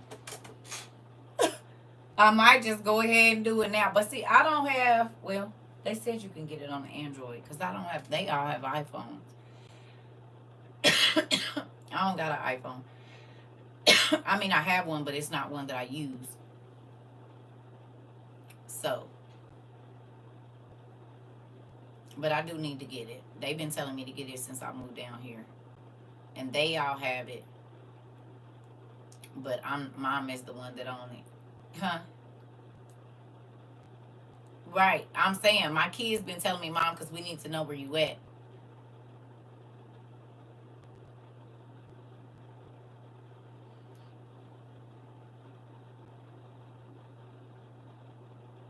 Got it. Well, all three of them girls, they got their main person. So, I mean, I kind of know where they are, but I get y'all. I'm going to do it.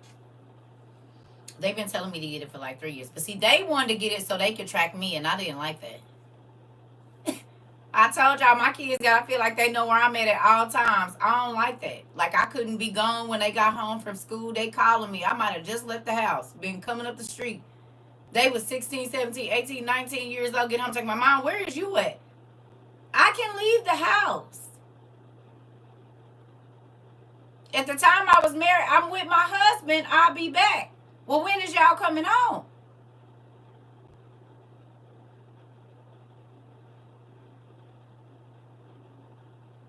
I don't gotta be where y'all know I'm at. Shoot. But it is getting serious.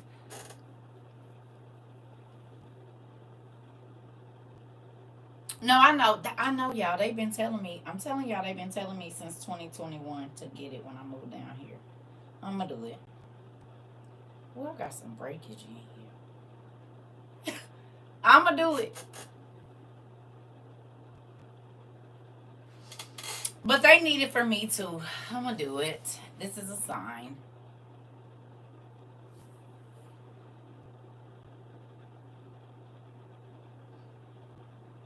You said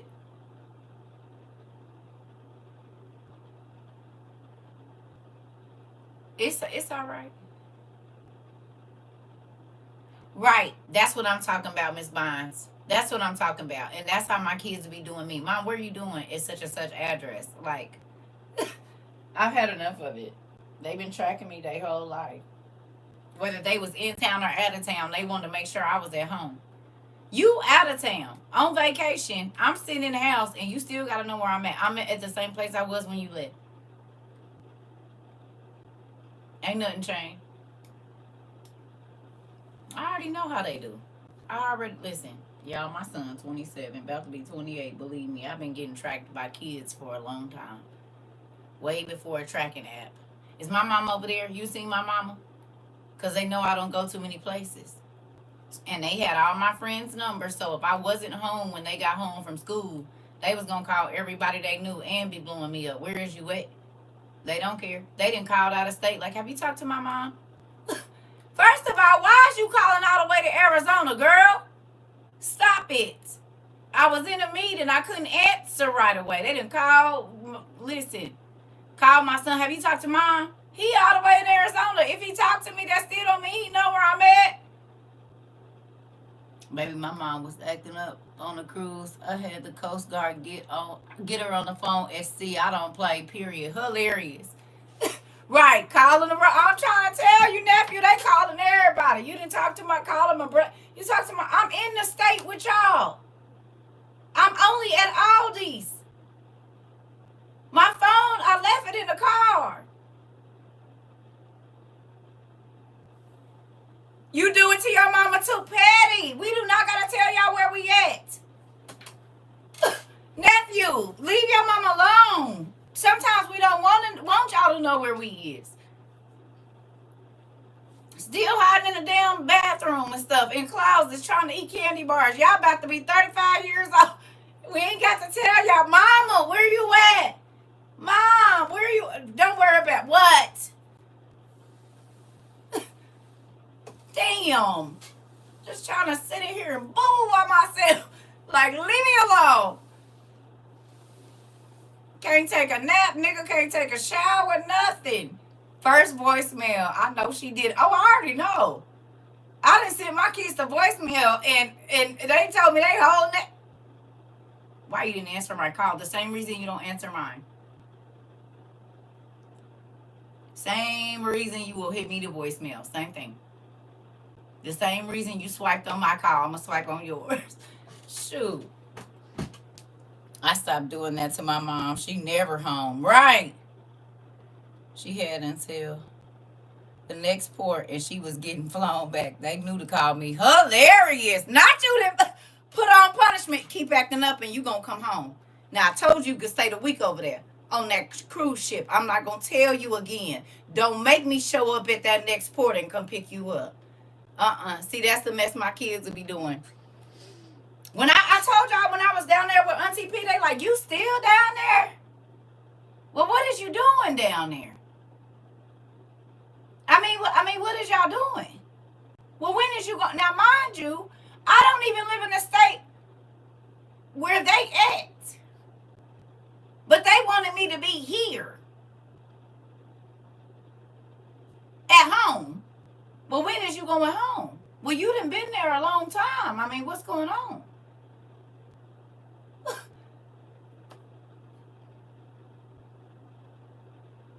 Hilarious.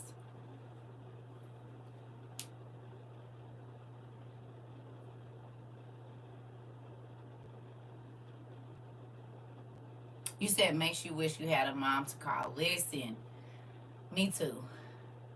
Because my mama don't even answer the phone when I call her. I called her the other day. She called me back while I was on the phone with my daughter. And I missed it because she called my regular phone. Normally she video chats me. So then she was asleep because she works nights. So I called her and I was like, hey. She said, hello. I said, call me when you wake up, baby. That was Sunday morning. Saturday morning, I ain't heard from her. It's Monday night, ain't it?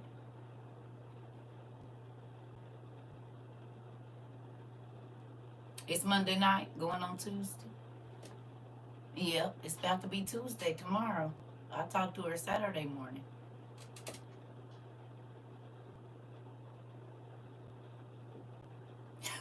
So sometimes they can be here and you still don't gotta talk. You still don't get to talk to them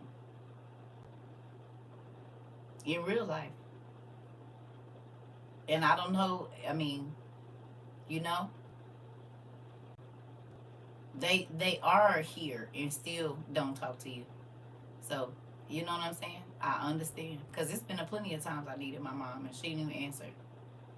Like one time I was having surgery and I just needed to talk to her, you know, just the comfort. She said something and it was like, I gotta go. I was like, oh. Yeah. So she might not be away for good, but it's still like she away. If I have a mom question, I can't really call her and ask. That's why God gave me my godmother. And he will give you not nobody will ever replace your mother, but I know for a fact, but to the motherless children, he will give you a mother figure in your life. I can honestly say that because you got to think I really didn't live with my mom from the time I was 11 until I was almost 15. I was home for about 2 years, on and off, 14 to 16. Then I got pregnant with my son and I moved out and got my own place right before I turned 18. So, and then I had like lived with my brother, lived with my auntie during that time. You said you've been there, didn't like that feeling. Yeah, it's a real thing. So even when they're not gone for good, you can still have a mother that it seems like you don't have one in real life. So, anyway, real thing, I had to share my mom with a lot of my friends. Yeah, yeah, that was my kids.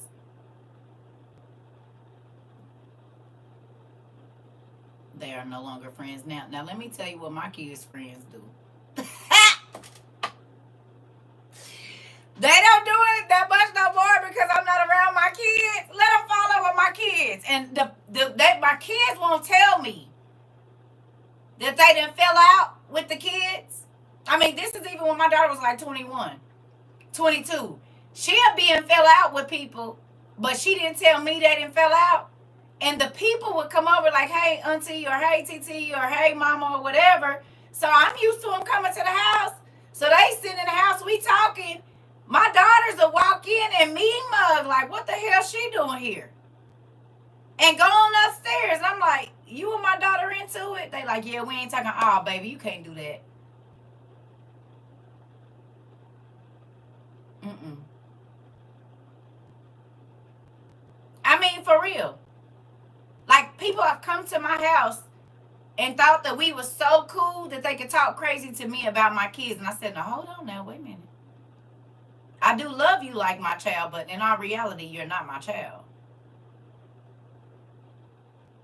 Now, I'm going to correct her when she wrong. I mean, I had to literally tell somebody this. Baby, I'm taking care of your baby while you mistreating mine? Oh, no. Mm-mm. I literally had to tell a lady this. I was keeping her baby.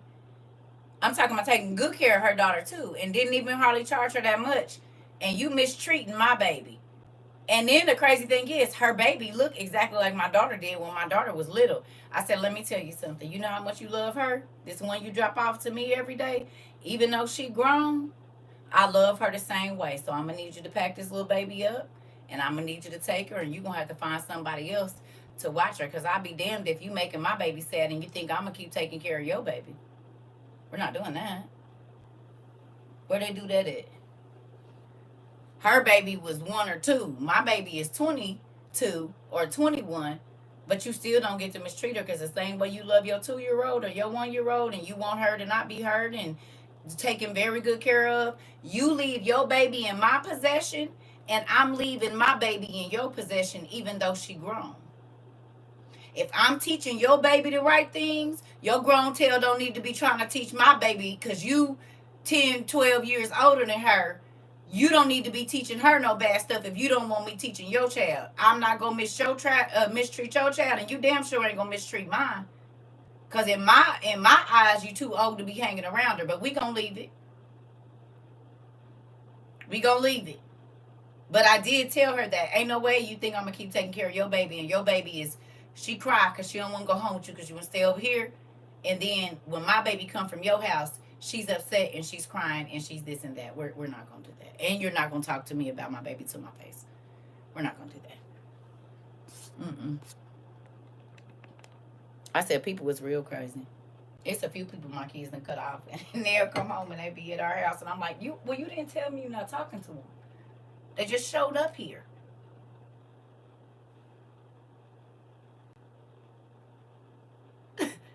So I didn't know. You got to tell me when you're not talking to them so I can tell them no when they call my phone. No, you can't come over here. You have to tell me. I don't know, because I'm not in your business. I'm not in your business to know. And y'all the ones that got them used to coming over here and talking to me, so then they just feel like they can. But people was crazy for real. And it's sad to see how many parents don't give their kids an outlet to speak. Now, me and my kids is at odds, but that's because they grown now. And we not necessarily at odds. They just in different places in their life where I don't have to be helicopter momming them all the time. If they need me, they know where I'm at. You know what I mean?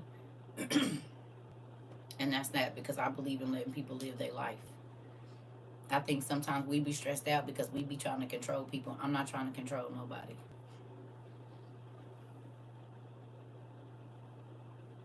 Not a soul. I don't want to control nobody because I don't want you trying to control me.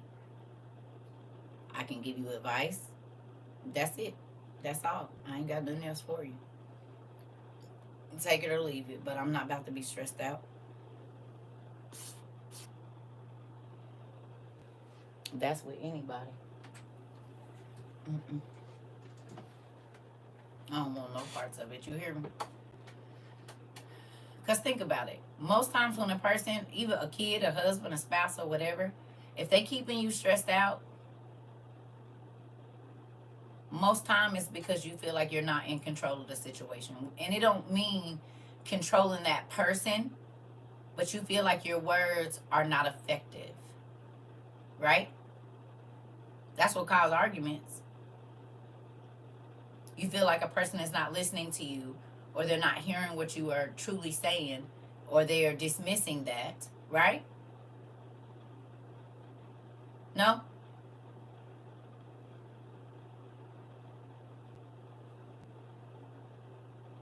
You pop off at your kids because they're not listening. They're not doing what you think they should do or what you think is best for them, right or wrong.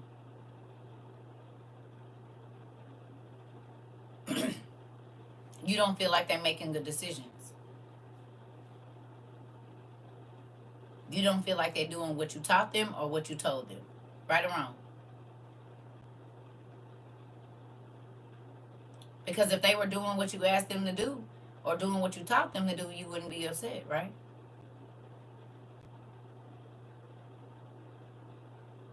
Your spouse, same thing. No?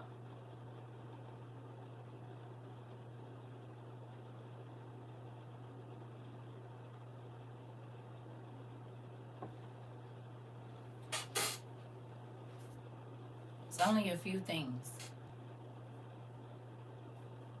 You disappointed, you're angry, or what? What else? Maybe you feel betrayed or you feel not heard. Most of that is what it boils down to. And that's where control comes in at. People with what is it? Abandonment issues, that's how they become controlling because they don't want a person to leave. So they need to know where you are at all times. They need to know who you're with at all times. They need to know, right? No, I've been with somebody that's controlling. I don't know what it is. They gotta know exactly where you are at all times and who you with. How long you gonna be there, or you can't go. Whether it be a parent or a spouse. Period. It's the thing. So I ain't trying to control nobody, even my children. I need you to know how to handle yourself. And hopefully the things that I taught you and the experiences that you had while you was living with me will carry you when you're away from me. And that's how I look at friendships, relationships, everything. Hopefully you learn something from me. And like even when y'all leave WOIU or we don't talk anymore, hopefully I added to your life, but I ain't trying to control nobody. Not a soul. The only person I need to be in control of is me. That's it. Hmm. I won't, but you should want the people you love to be able to go away from you and still be happy. Do you know what I mean? And if you've given them the tools, they should be able to succeed no matter where they at.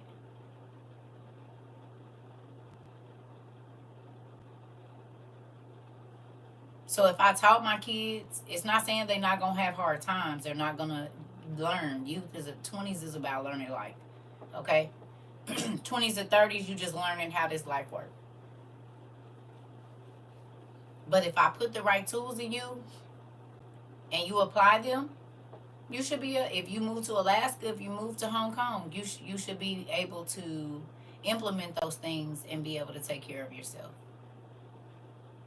But if I've only raised you to depend on me and everything is on me, then you'll never be able to stand on your own 2 feet.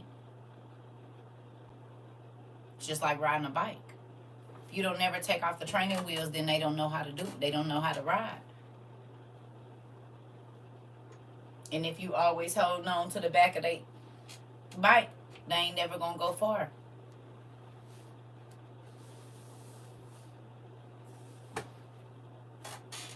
In real life, you gotta let them learn because you ain't always gonna be around. So you cannot train your children to completely depend on you and make you their only source. They have to know other things because God can take you away tomorrow. And then what they gonna do? They don't know how to cook. They don't know how to wash clothes. They don't know how to pay bills. I don't know how to do nothing.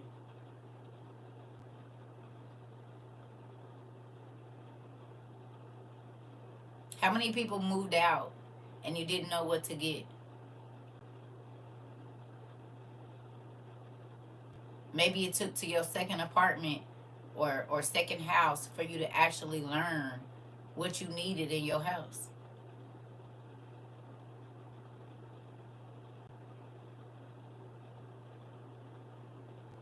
Just was happy to have your own crib. Didn't think about spoons, forks, toilet paper, a microwave, nothing. But these are conversations. I think when your baby hit about 15 or 16, this is the time when you start talking about managing your money. And if you were to move out, well, how much does it cost to move out? Or how much does it cost to go away to college? Because how many kids get into situations, they go away to college and they can't, they get a job working on campus, but that might not be enough to take care of their needs. And this is how girls end up in strip clubs. This is how boys end up in the situations that they're in because they don't have something else to do. Or you didn't teach them to budget their money. And so then they think, they're spending frivolously, don't know how to live on a budget from their, school allotment or whatever it is. Like, it's a lot of things that are not taught to kids, and then kids are just sent off at 18 and they're supposed to know it.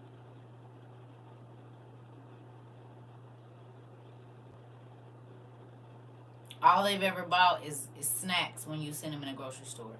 So then they don't know how to grocery shop. They ain't never had to make no list and feed, learn how to cook and eat on something for 2 or 3 days and then eat on something because you always just cash out them some money to go get something.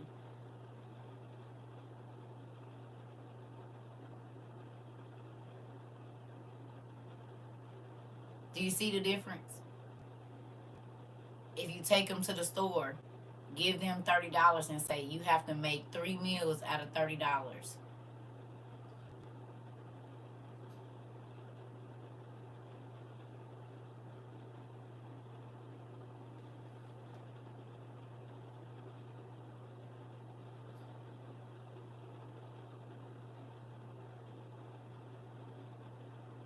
Hello?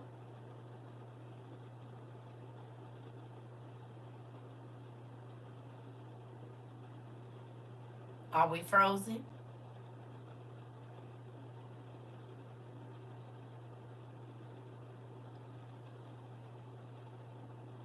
You started taking your kids with you when you coupon, right? You can't wait till they 18 and start teaching them.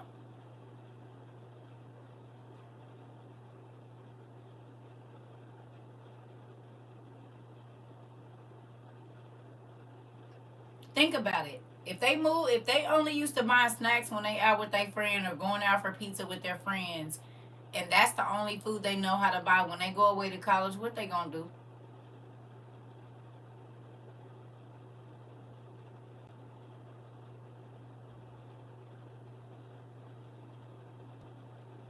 Pizza rolls, eat out food, snack food. But if you teach them to go get a pack of chicken legs, fry some chicken, and then boil some, make some chicken tacos, do you exactly? And they be letting them have little hot plates and all kind of stuff in there. Depending on the kind of dorm room they get, some of them let them have like a hot plate, a coffee machine, and now they got the little noodle things, right? And then they had a little fridge in there. You said they have to learn how to make meals. My kid used to meal prep. Right, right. But if you don't teach them, how are they supposed to know how to grocery shop when they leave you?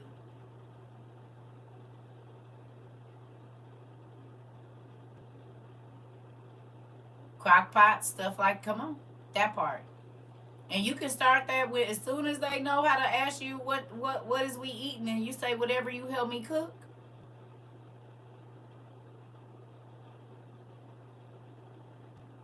Right.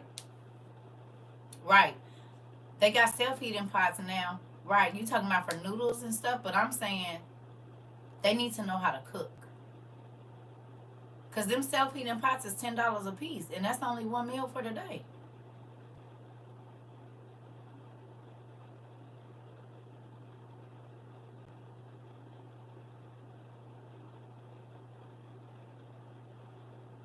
You talking about the self-heating noodles? They like $10 a pack.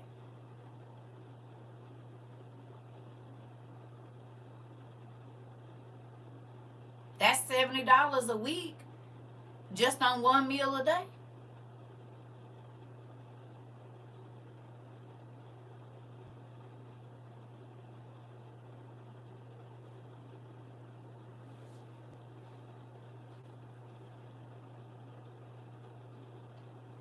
Right. This is my thing. They gotta know your kids when they leave your house, whether it be going to college or going to just to move out. They need to know how to budget. They need to know how to pay bills, how to fill out an application to an apartment. It's a lot of stuff they need to know. 4 kids each had to cook a meal at least once a week. Yeah, that part did. Mm.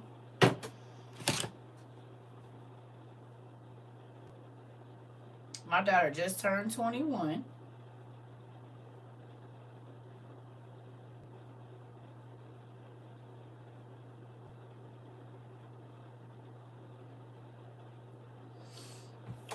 She sent me a text on the 19th that said your mom taught you how to grocery shop.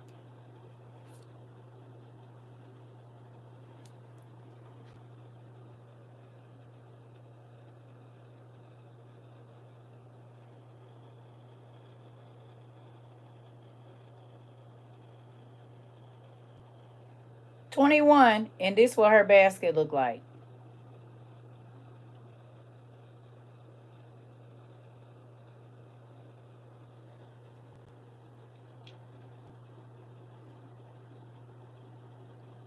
I see chicken, bread, some tea, some milk, some more chicken, a bag of potatoes, some grapes, some juice. I know them Hawaiian rolls. I can't see what else is down off under there. But I guarantee you it ain't a whole bunch of processed stuff.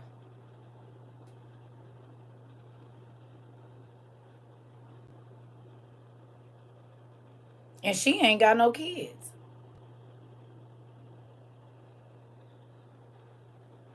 She don't have no kids. She grocery shopping for her and her boyfriend.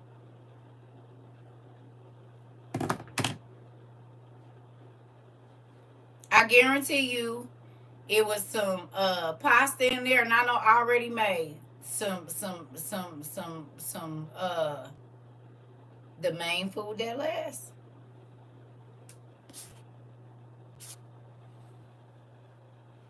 Yeah. And it's only her and her boyfriend. You hear me? They not going out blowing the cause I ain't $60 a day on food and crazy stuff. You better not. And then she sent me this because her and her, they about to get their own place. The sisters was living together, and she sent me this yesterday. No, what was this?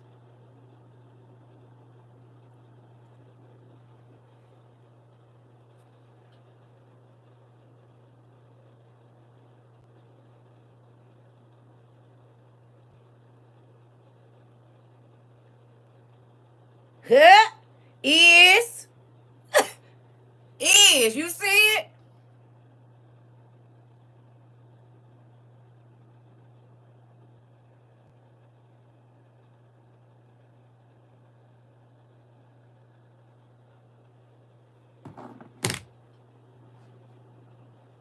She said, I'm going to start getting my stuff. So when I move, because her and her sister are splitting apartments, so they going to both have their own kitchens now and everything else. Well, she don't move for another couple of months. So she getting all her stuff and stacking it up and putting it in tubs. So when she move in her crib, she ain't got to buy nothing. No towels, no nothing. She's buying all her stuff while she in this apartment. She's working 2 jobs. She's taking the money from her second job and buying all of her stuff for her new place. And she just turned 21 September 30th.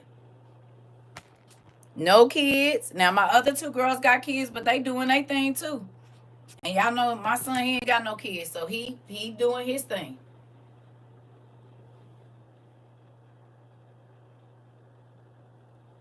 Yeah. But I told them when they got their first apartment, I said, don't go out to rent a center and don't do none of that stuff. Do not do that. They bought a few things before they moved in their first apartment. I said, in your first apartment, that's when you learning. Don't be worried about it being cute. You need to worry about paying your bills on time.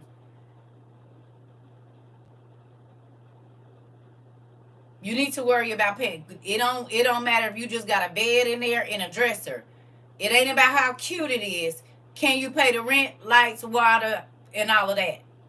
And keep food and toilet paper in there. Once you master that, then you move on to big purchases.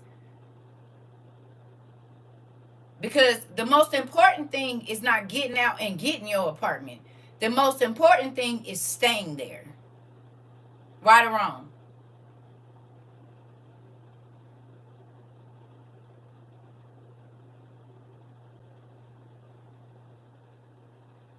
No?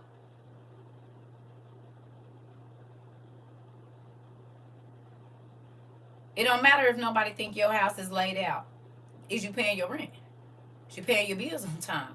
Are you able to manage car payment, car insurance, rent, lights, water? Once you hold that down and you learn how to budget, then you start going and buying couches, and then you save up and get your couch, and then you save up and get this. You don't got to go into debt. Because you need to understand about paying bills and stuff every month first before you just be blowing money buying all this expensive furniture that's about to end up getting sold or back at the furniture store.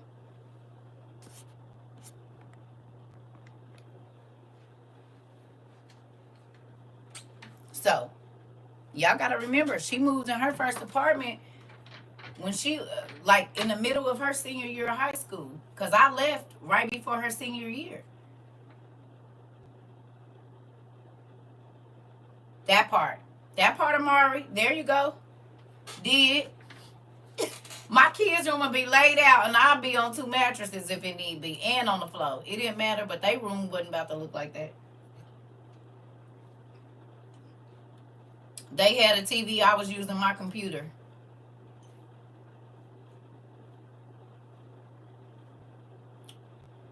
It is what it is. They had I built their beds from scratch, and I was laying on an air mattress. It don't. I'm not. Yeah, I did not ever want my kids to put themselves in a situation to where they felt like they had to do wrong things to pretend and live a life that it wasn't their life. And I told them, if a person can't come over to your house and sit on the floor with you, then they don't need to come and sit on your couch. When I moved in my first house, I had a used sofa, baby bed, refrigerator, stove, air mattress, and TV. But my bills was paid on time. That part, girl. My ex-husband took us some furniture over there. You know, I grabbed him some stuff when I went down there, whatever little kitchen stuff and whatever. Did I want you to start out from nothing? So when you not nothing, but that's an experience. It's just like going to college. It ain't no different. When you go to college and you move in your room, it's not already, they give you a bed and a dresser. What you do with that side of the room is on you. You got to bring your own stuff, your spoons and forks and whatever else, towels and whatever. That stuff ain't furnished for you at college. You got to get it, right? Ain't this why they have the big sale at the end of the year? In May, June, July, and August, when they putting out the big tubs and all that stuff out at Walmart and Target, and they got all the cute little, oh, goodness gracious. Okay. It's the same thing as moving in your first place. You ain't got to do all that. You just need a bed and your main stuff. Get you a little shower curtain, get you a couple towels. Because the most important thing is learning how to pay your bills and pay them on time. Once you figure that out, everything else is going to add up. But if you're already not paying your bills and just buying stuff to look cute, but you know, shopping and turning up and doing all this, but you're not paying your bills, then you're going to be in a different situation.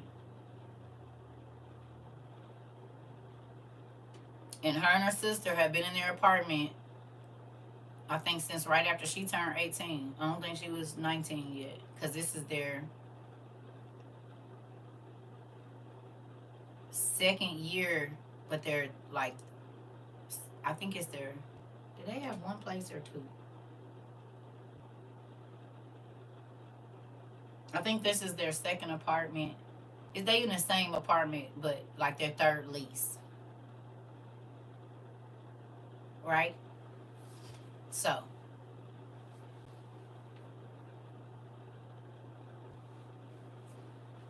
and I'm not saying the way that I'm talking about is the only way, but you definitely have to prepare your children for not living with you.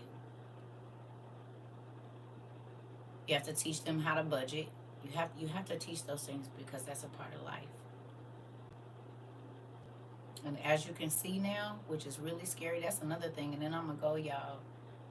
Did y'all see that the people at what was that place? That Coca-Cola plant, they laid all them people off. Y'all seen it? Uh-oh.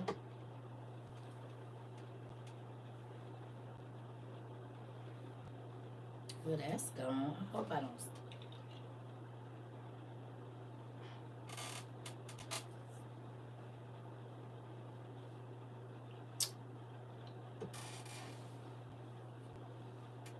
Definitely, always. Did y'all see that? Them people in Coca-Cola, they shut down the whole plant. Shut it down, baby. Hundreds or thousands of people lost their job. That part, Shelly. We'll rehab some furniture. Will. And somewhere in Chicago, y'all,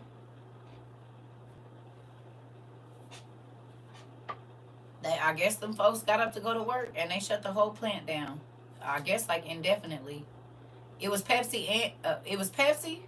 I thought it was, oh, it was a Pepsi plant, not Coke. Okay, excuse me, a soda company, Pepsi.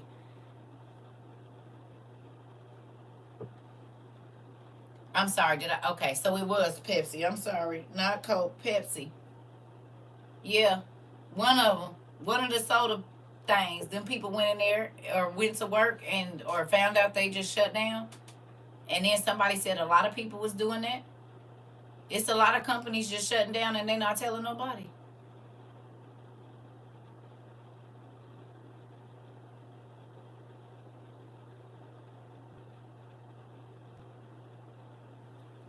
That's gonna bother me. I don't know where that earring went because I don't want to step on it.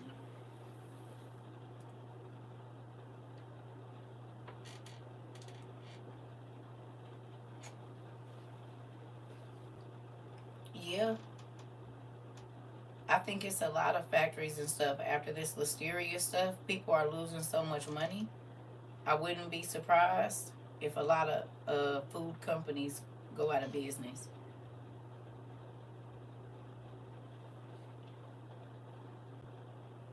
Hold on, y'all. I done dropped my dang earring and I do not want to step on it. Where the heck did it go?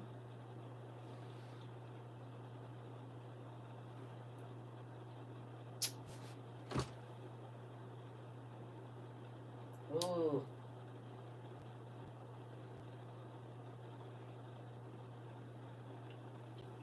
that sucks.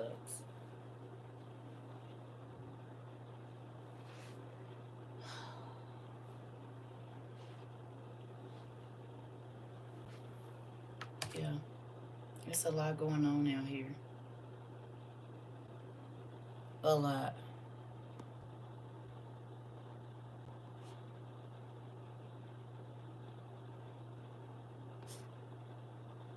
You said when I moved in my first, oh, just happy, right, to have your own space. Yeah. I feel family, like we have to prepare our children to be without us. And I know that's an ugly feeling to think about, but it's something that you got to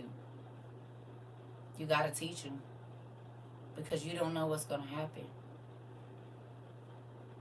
And I know it's an uncomfortable conversation to have, but God forbid, if God takes you from your kids today, what would they do? Will they know how to take care of themselves?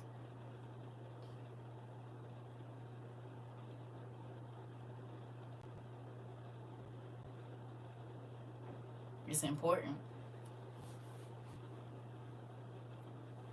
Very,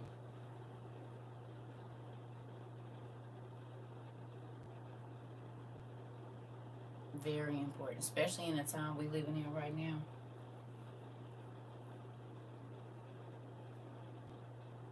It is.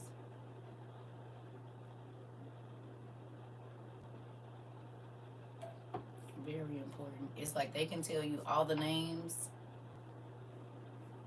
of things they shouldn't know, but just basic life skills, a lot of them don't have them.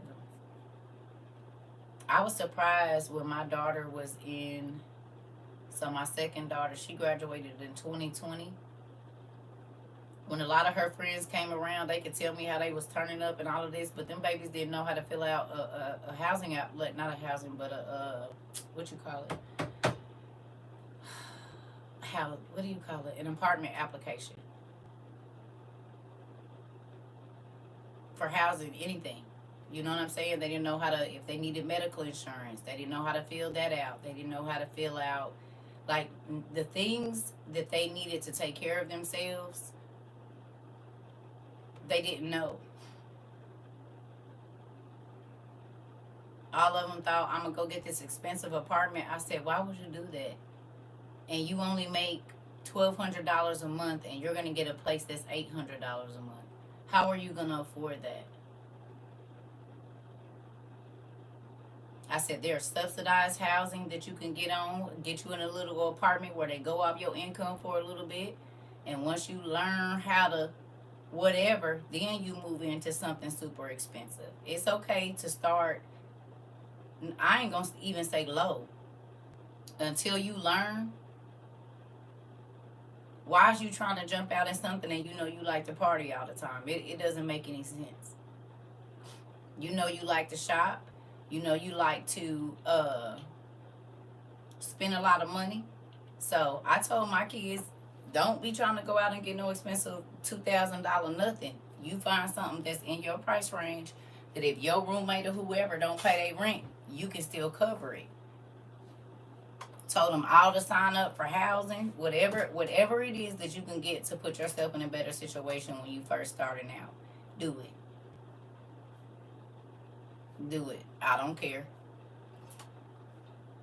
I was 18 and yeah, my mama was getting on my nerves. I sure did. Right on in there in this Phoenix did. And my rent still wasn't cheap.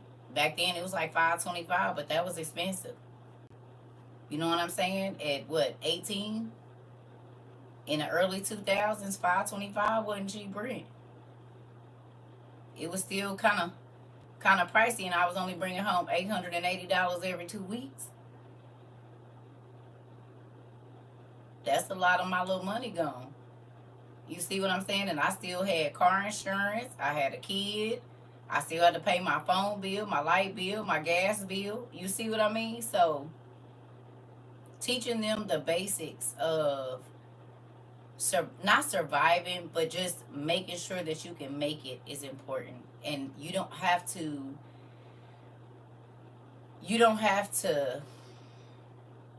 pop out always. It's just the mechanics of understanding life in the beginning. And I think a lot of people don't teach their children that. And I'm not saying, oh, I did. I'm saying I've had to teach my friends, like, hey, there's other ways to do things, and just because this way is breaking your pockets, or this way is keeping you in a hole.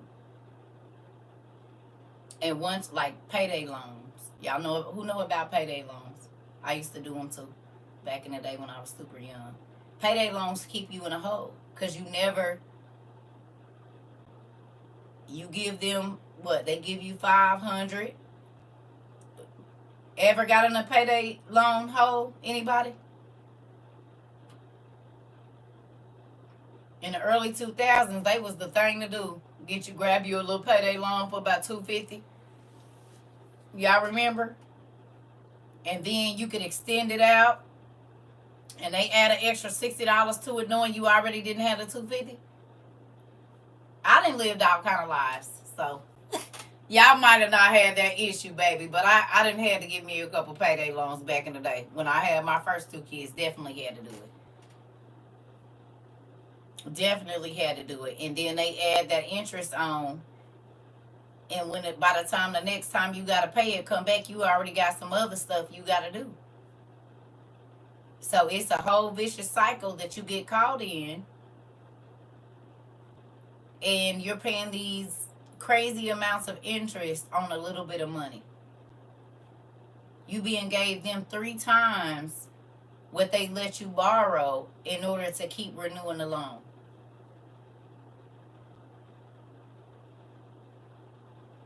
And once you done borrow so much, then they go up on how much you can get, to the point where you dang near at your whole check. Up to 60% of it. Mm-hmm. All of that.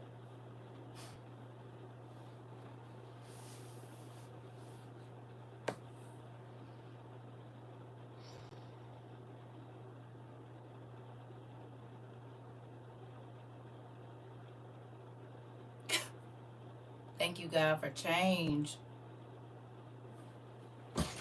Listen.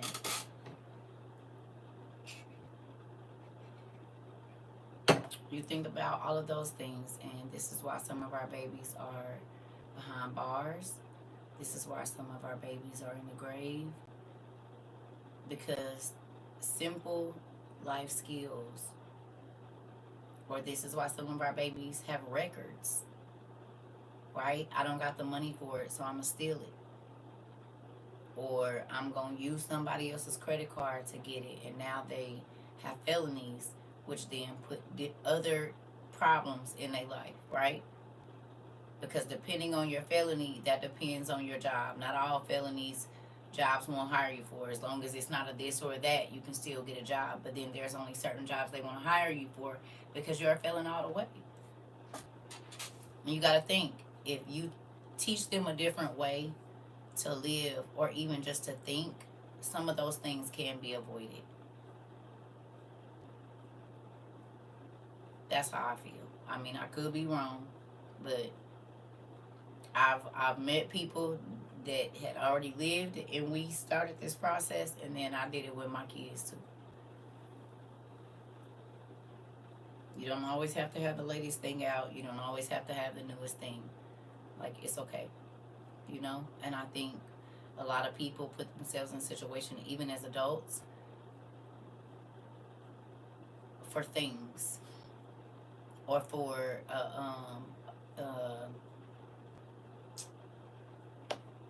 they want people to believe that they're living a certain type of life, and they have to do all sorts of horrible things to keep that life going. You don't want to throw your babies to the street like that. So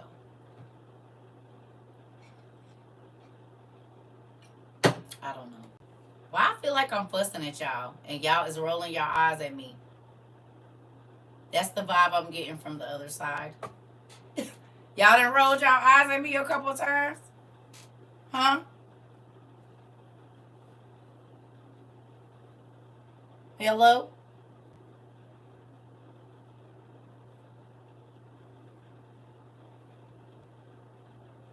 Who done rolled their eyes over there? Flip me the bird or something. Y'all quiet. I don't know what that means.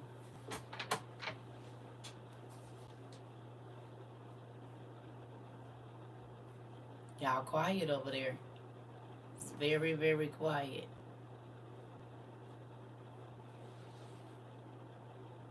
You say yes, ma'am. Still calling me up now. Uh-oh. I'm just saying, these are my life lessons to y'all. You can apply them or don't with the kids. Some of y'all, most of y'all kids is my age anyway. I mean, not my age, but my kids' age. So it's a lot of things that's out of the way. But we do got some young mamas and some younger fathers in here that might not know skills that they should start teaching. And those are vital things, no matter how old you are. Can I ask y'all a question? Have y'all ever met a grown person that they don't know how to pay bills? They don't know how to budget? Have you ever been in a relationship with somebody that didn't understand financial management, even to the most basic level of just knowing how much your bills are, knowing when to pay them on time, that type thing? Yes, you know somebody like that?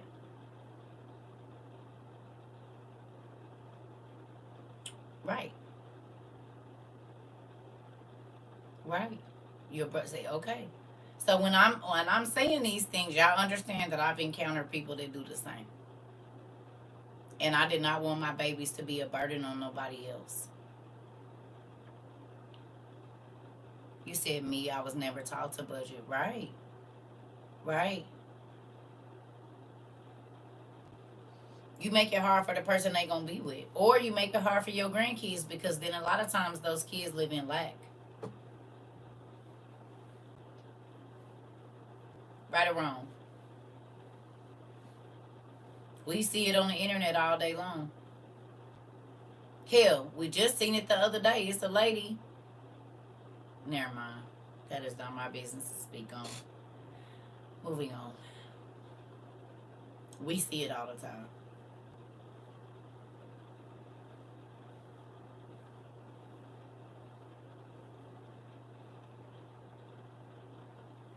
Parents eating real good and kids eating slop or nothing, almost nothing at all.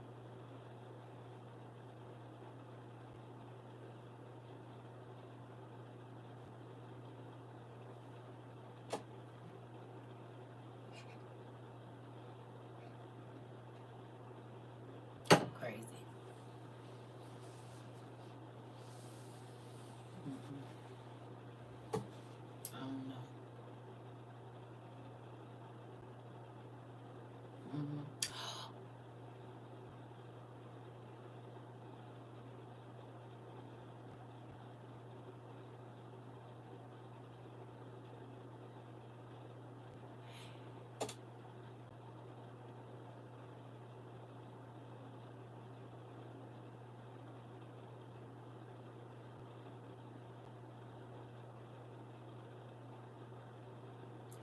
Y'all think I can take some of that chicken and make it into some I'm about to try that. Next time I buy some thighs, I'm about to make me some what's the name? Some lunch meat. I forgot I could have did that with them dang chicken thighs. I done already boiled the meat now. I'm gonna do it. I think I got some in there. I think I might still have some. I'm gonna do that.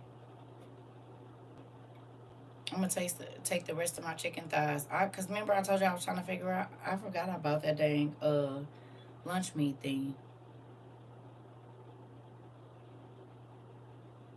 I'm about to do it. These next chicken thighs I get, I'm gonna shred them up and I'm gonna make me some lunch meat. Cause we ain't got no choice. We gotta start.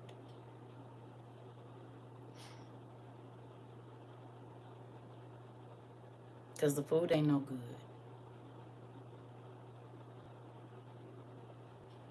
Oh, I'm gonna make me. I already did that. No, I'm saying because I was trying to figure out what to do with the raw chicken, and I forgot that I bought that lunch meat thing so that I can practice making lunch meat. So that's what I'm gonna do with the rest of the raw chicken that I have. Excuse me.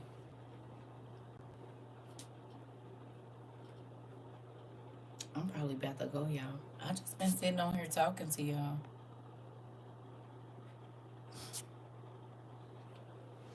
Y'all been real quiet today. Is y'all still mad at me from earlier or something?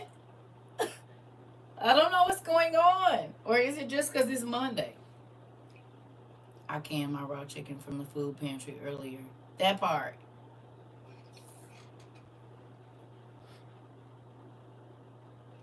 But what's going on? Is this not a subject we should talk about? I feel like I got nieces and nephews that's young enough to hear this. I just don't know. Y'all over there quiet. It's Monday. Got it. Or was y'all over there thinking about some things? Not even maybe just you, not even maybe your parenting, but maybe the things you might have missed as a kid yourself. I don't know. Y'all just quiet over there. I don't know what that's about.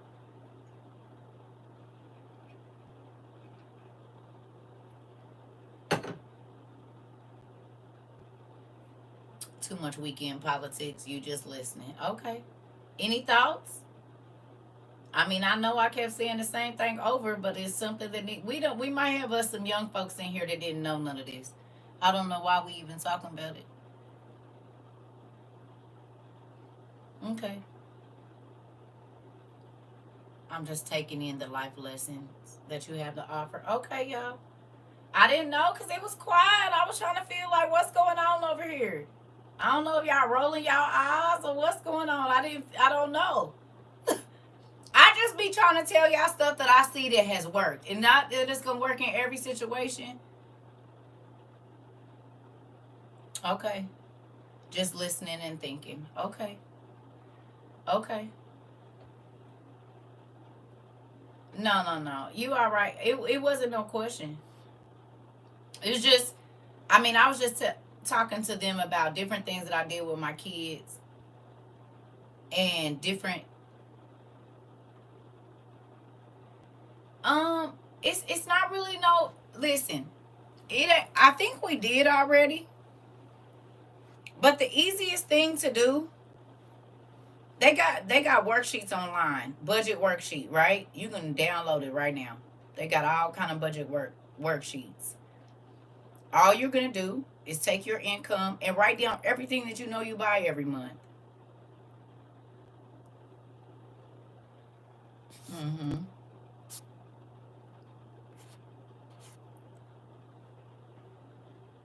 You said same information about what is going on next Tuesday. Yeah.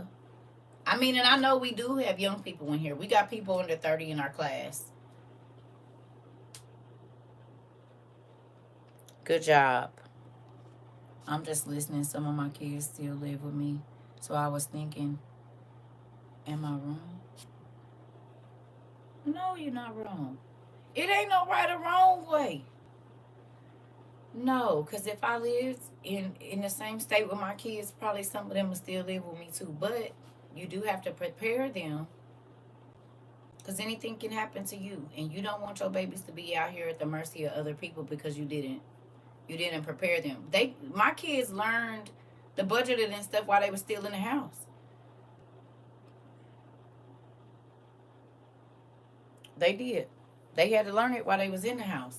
If they still with you, then you have time to help them. That's the time they need to be going and getting a little $50 storage, right? If they're old enough, to whatever. All right, well, if you're gonna stay here rent free or whatever's going on, you still need to be if you're planning on moving while you're here, I need to see receipts from what you putting in your storage. So whenever you choose to move, because guess what? That's getting them used to paying rent or a mortgage. You got to pay that storage every month. I don't care if it's $100, but so that you don't lose your stuff that you are accumulating, right? On the 7th of every month, you got to have this $100 so that you can put your stuff. Now you get to stay with me rent free. You don't got to pay or, $100 or whatever it is that you do at your house. But there's ways to teach them to be prepared for those things. You know what I'm saying? So that you're not just throwing them out to the wolves and they don't know.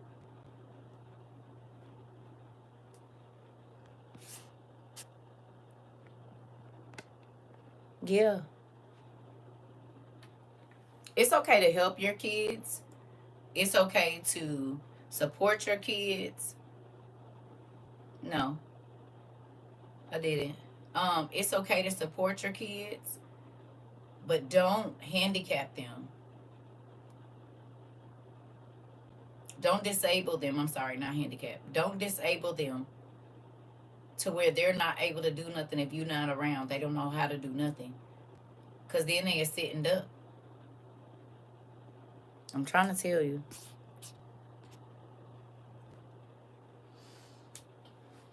You don't want to set your kids up for that.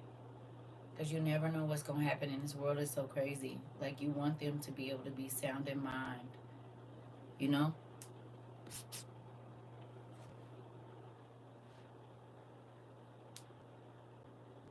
Yeah. And it's never too late. Even if they are grown, it's okay. You can still sit down and have a conversation.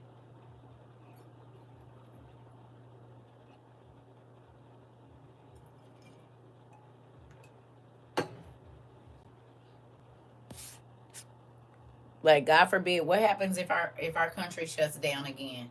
But worse this time. How are your kids gonna feel about having to cut back? Are you raising selfish kids when you say, hey, there's no food in the grocery store, so you can't just go down here and eat whatever you want? All of those things are gonna matter now. We can't just blow money. You can't just be spending money. You got to make sure that this and this, because we don't know what's going to happen. And that's not saying you have to live scared, but you do have to live responsibly. Because if they shutting down whole warehouses, where do most teenagers and stuff work? Warehouses, um, food restaurants, food places, they are waitresses and stuff like that a lot of times through college. Well, if all the food is bad, that's right. If all the warehouses are contaminated and they're not moving nothing, just look at what's happening.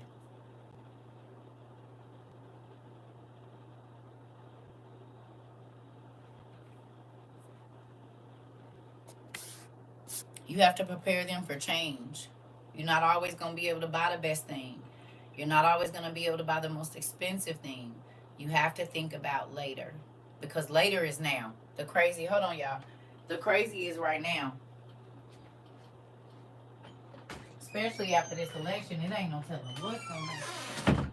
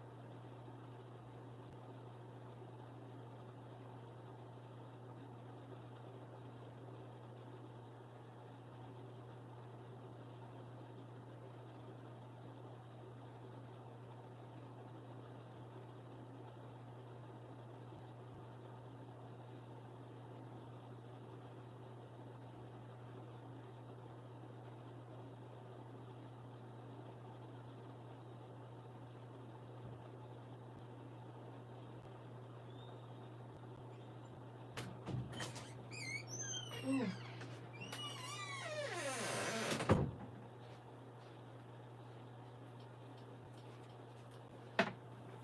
That part would.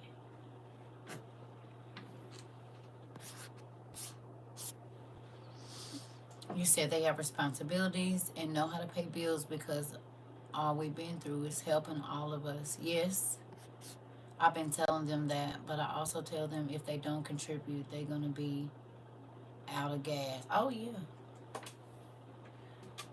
I ain't gonna lie, I made my kids had to pay their own phone bill, and then if you was staying home after high school, like once you graduated, and if you and my kids had got like they was making good money at their jobs. So my oldest daughter, when she came home when she was 21, she had to pay $200 in rent.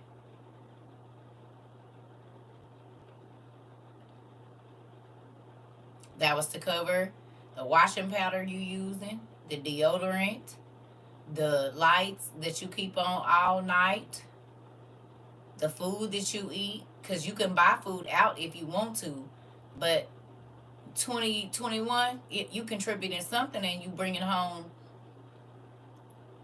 $1,100 every 2 weeks or $1,500 every 2 weeks. Every time I see you, you got a Starbucks cup and a bag from the mall. One of my babies, she would get paid on Friday, and she was working at a nursing home. She was making really good money, and she was only 17 because she graduated high school at 17. So she was working all the hours she wanted to. Baby, that baby would go to the mall and cash out, but she wasn't driving yet. So I was supposed to take her back and forth to work and pick her up on all them shifts at all different. She might work till 11 o'clock at night. Oh no, it's $20 a week for gas. My youngest daughter she was like 15, about to be 16. She wasn't driving yet. $20 for gas, and you gonna pay your own phone bill. I'm not doing that. Mm-mm. Ain't nothing wrong with making them people like, oh, my mama made me pay rent. You supposed to. That's why these kids get out here and think somebody else supposed to take care of them.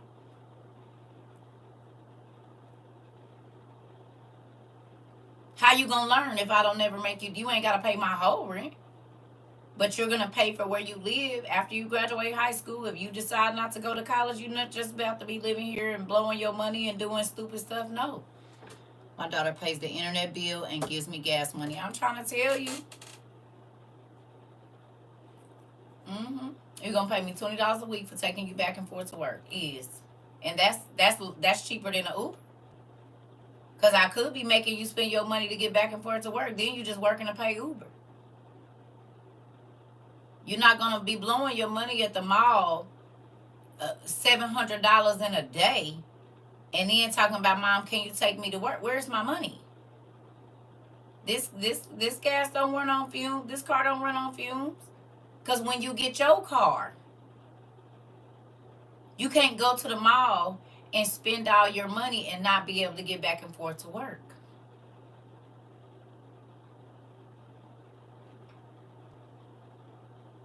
What you gonna eat on next week while you at work on your lunch break?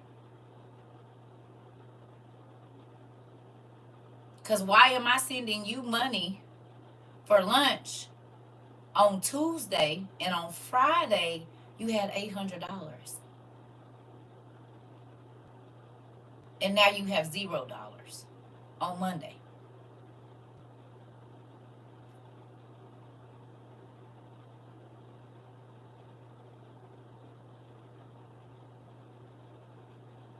Not at my house.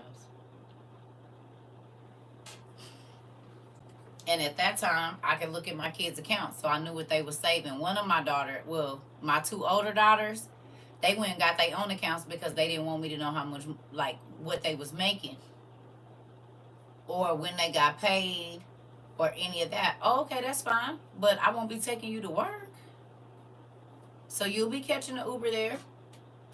Yeah. Mm-mm.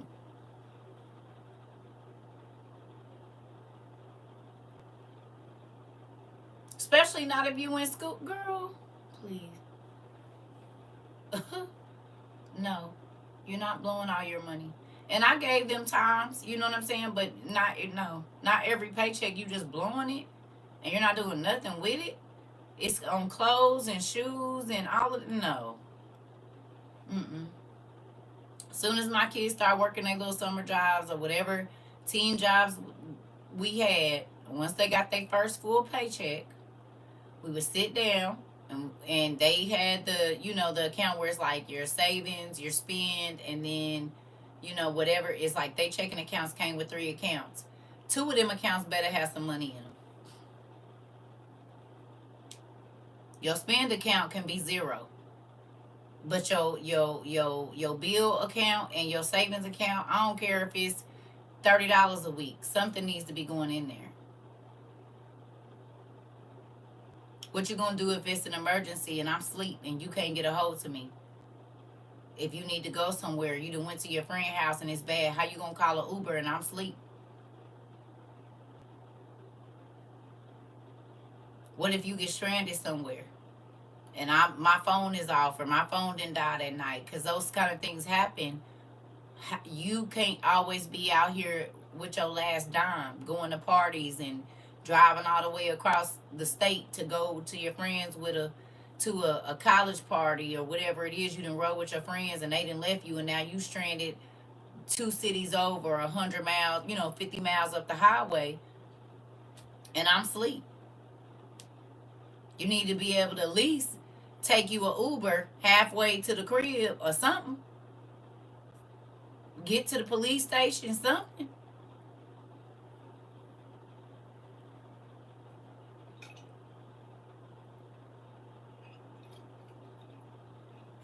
Mm-mm.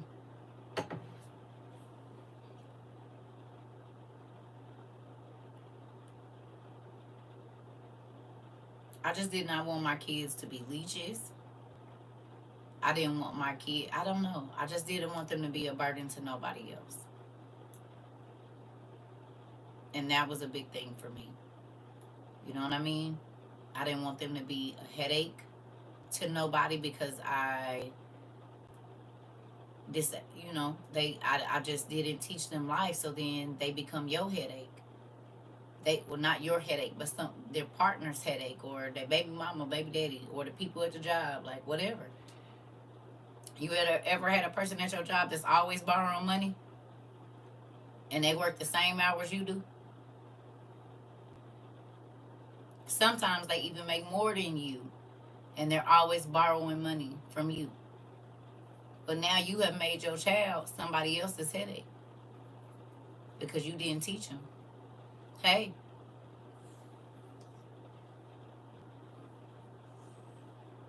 and everybody got to borrow money sometimes. Everybody falls in a hard situation, but it shouldn't be, that shouldn't be a consistent thing.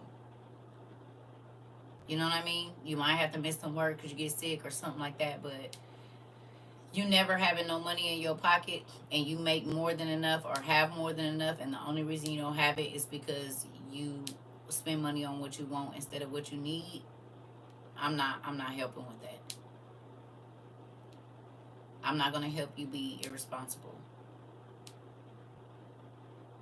Mm-mm. I don't know why we keep talking about this. It's somebody in here that this has to be for you. And I'm not saying y'all, it could be somebody that's watching on the outside, but no, you don't need to be irresponsible with your money, young person. Because, baby, mm-mm. What's one of the number one causes of marriages breaking up? You said it's too late for the McThroat chop. Okay, nephew, you married, right? I already know you married because I know my niece. Money. Why? You said probably me and I'm 60. Interesting. Why is money the top problem in marriages?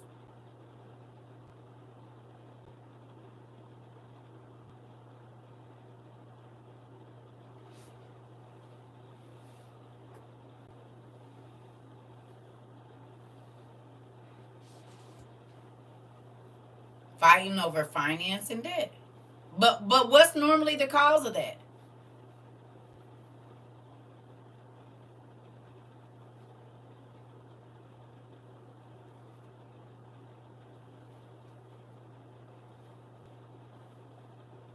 Mindless spending.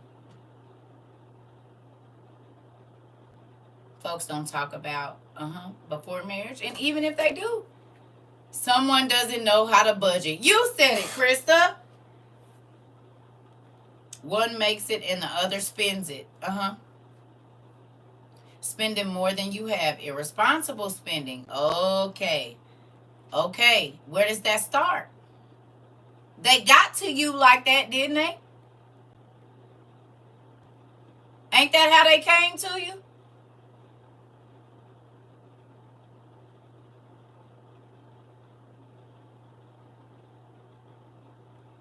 Huh?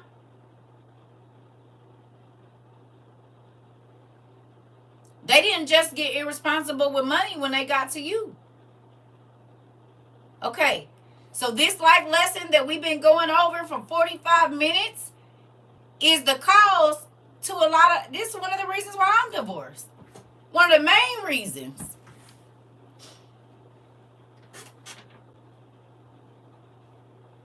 It's one of the main reasons I got divorced. I mean, he did have a girlfriend or whatever was going on that wasn't coming home, but that was most of the reasons why I was like, I can't do this. You said that's my mom. She will have his check spent before he's out of work by Friday. Yeah.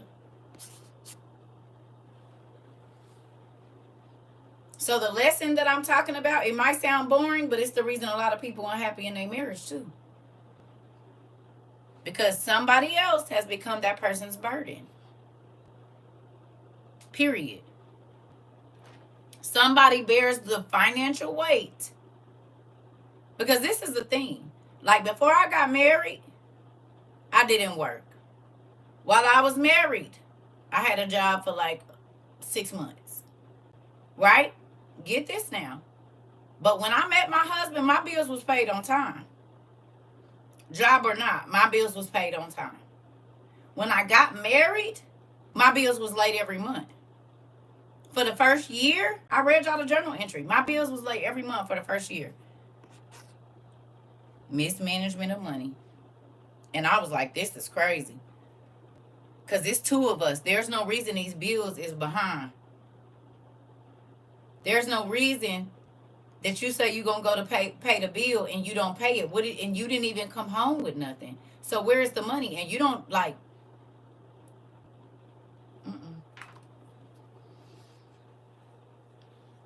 You say, I do a little better. I make sure the bills are paid before anything else. Thank you. Thank you.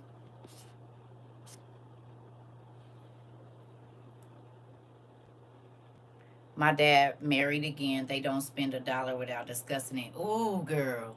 He looked up. She looked up and he looked up. Because, baby, a romantic night to me is us putting our time. I don't even like if he touching me. But if we talking about how we about to budget out this money, baby, I will cuddle up to you in a minute. Let's cuddle now. We can sit here and do this budget together. And the weekends and the pay weeks that me and my husband can do that. Oh, we got along. My ex-husband, we got along great. Everything was good if we could keep the house in order. But Lord forgive me, I ain't gonna say it. Don't no man want to lay up next to a woman that's spending all his money. And when he come home, he don't have what he need. Ain't no food in the house. Ain't no deodorant. Ain't no toilet paper. But she cute, though. And don't no woman want to lay down and expose her Garden of Eden and the bills ain't paid. And both of y'all working. Or one of y'all was working, but you want her to stay home and struggle.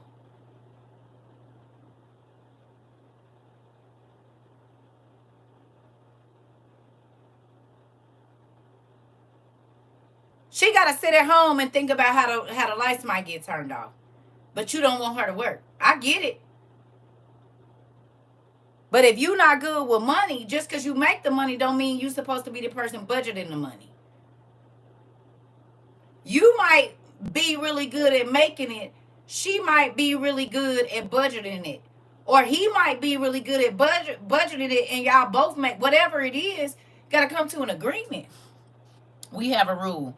Bills first, savings, over 50, we have to discuss it. That part. That part. Come on.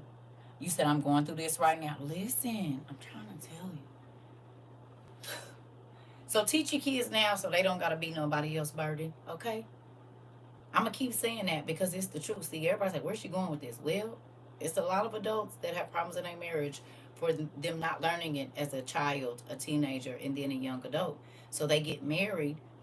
Oh, it's their friends invite them out. They taking their whole check, not thinking about groceries, the bills, car insurance, gas. Er, listen, mm-mm, mm-mm. And I just feel like this. If you lie to me, and I say this all the time, if you lie to me about money, you lie to me about anything else as far as, what you did with it or where it went or whatever. It Because money is something you can get again.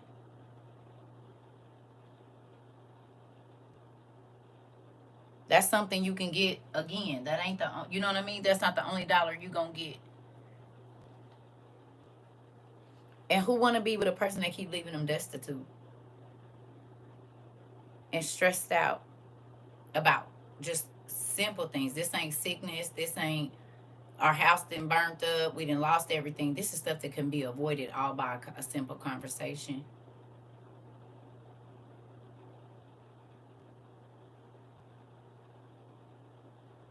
Simple conversation at the beginning of the month, in the middle of the month, and a whole bunch of fights that don't need to happen won't. But if one person won't hear, it's going to continue to be turmoil, and it sucks. Mm-mm. Nope. I don't want no parts of it. And that's why I went so hard to try to teach my children. Right. And both of you need to get your credit and stuff straightened out. Right. Right.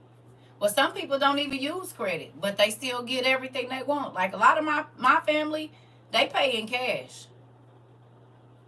If they gonna buy a $15,000 car, they gonna save. If they gonna buy a $30,000 car, they save it and go get it. They might work real hard to get it, but there's some people that buy everything in cash. Even their homes, they might go get a house that's like an auction house that ain't nothing wrong with it. They only paid 15,000 for it, but they saved it. So all they paying is you said you can do more with credit than you can with cash. Well, that depends.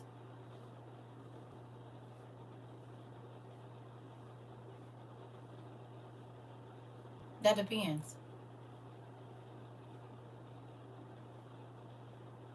Cause I have a brother that he don't use a credit card at all, and he owns a house with plenty of land. All his cars is paid off and they're nice. Everything in his house, he don't use no credit. So I guess, and he can go get whatever he want though.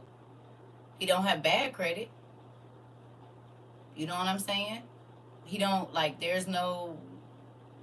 You don't. I mean, cause his house, he got equity in his house, so he got money.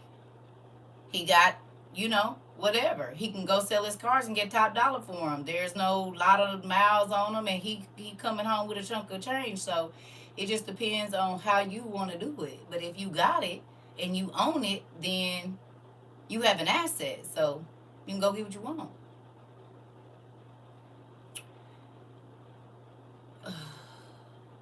Big boy, I know how this works, honey. You talking to a person that my mother. I already know you borrow against your own money. You're not telling me nothing.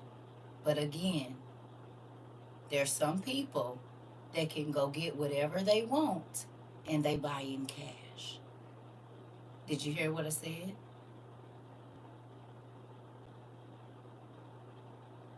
I understand how credit works.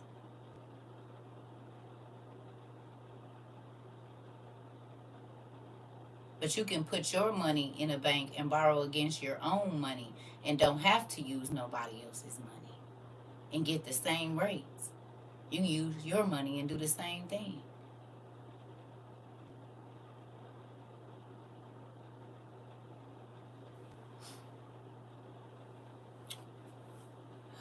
Goodness.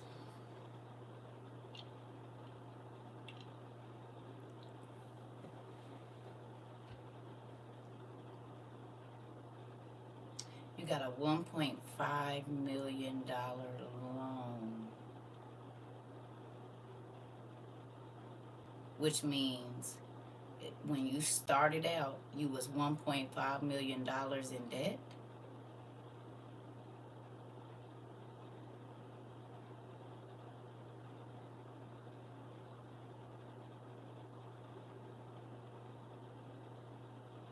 And if you defaulted on that $1.5 million, what was your interest rate to pay it back?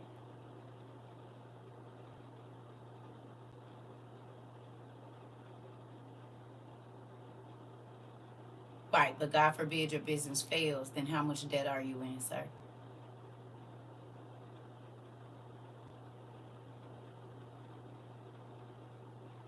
Now you got to file bankruptcy. Got it. Some people don't even want to go through that. So again, like I said, there are people that obtain all those same things without using credit. Maybe that's not what you want to hear because you had to go get a loan. But there's people that obtain that without credit, honey. Maybe you don't know none. I don't know what to tell you.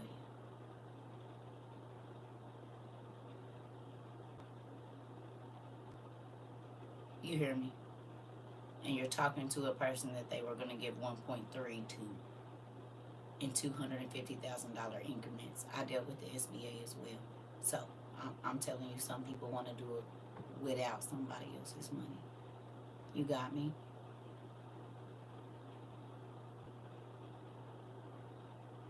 $1.387 over 5 years is what they was gonna give me. So I got you.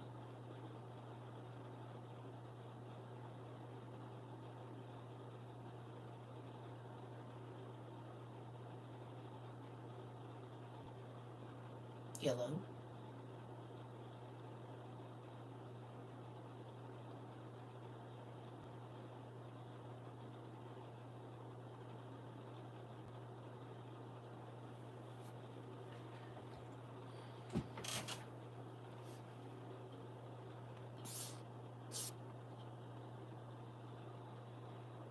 Right. I know. Everybody don't want to owe no loans. So they find other ways to do it.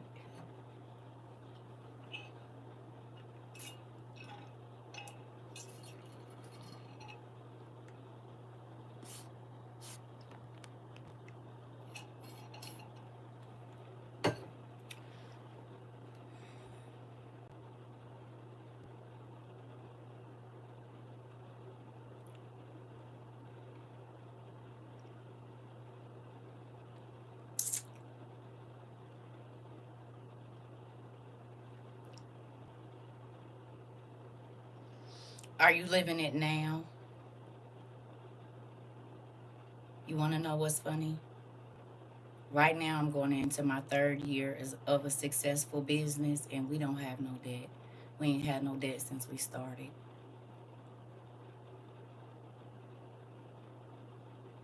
We don't owe nobody nothing.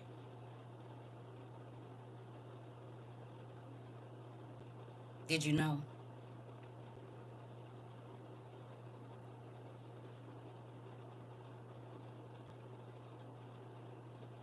Not one loan,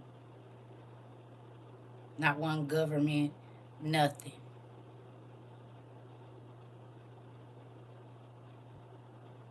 You don't know what I'm living.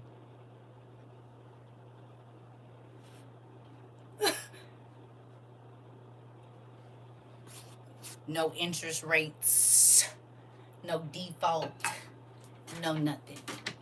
Again, everybody don't want to do it by credit. Did you get it now?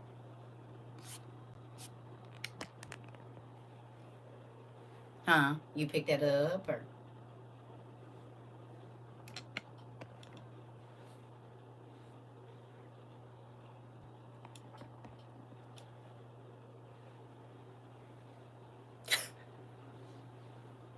He must be new here because he ain't heard me tell the story about the money I walked away from when my daughter got diagnosed with whatever. But, right, he said, I'm talking about it and he lived it.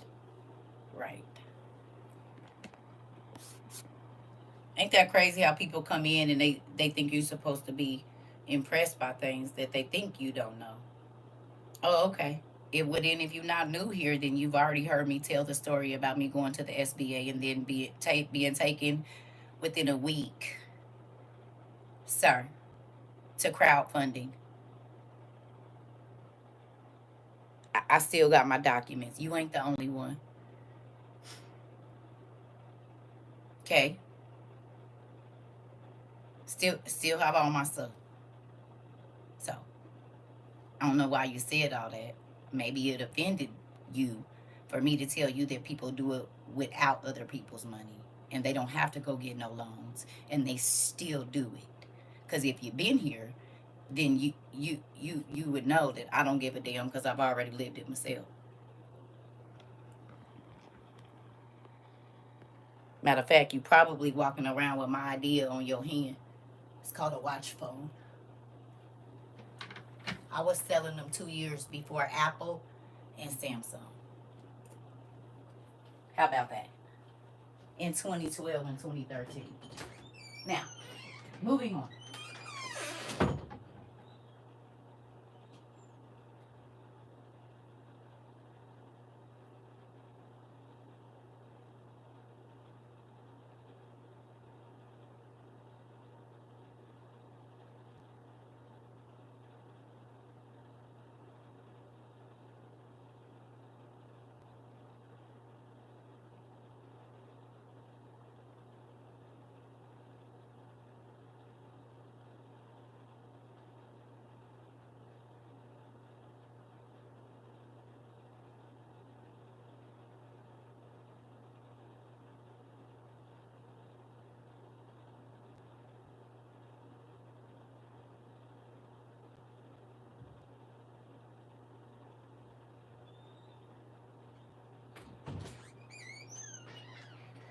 People are crazy.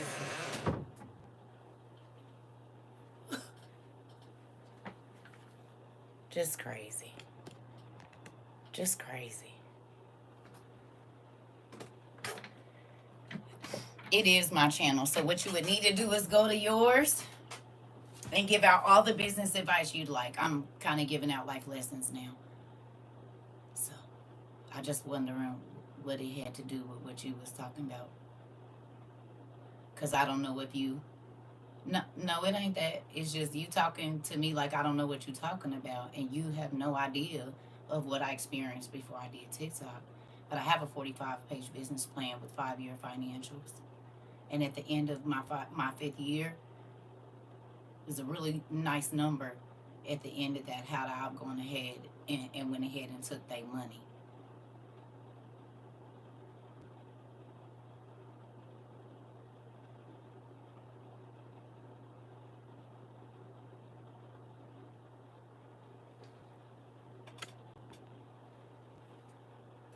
And I don't know if you know, the financial market is crashing.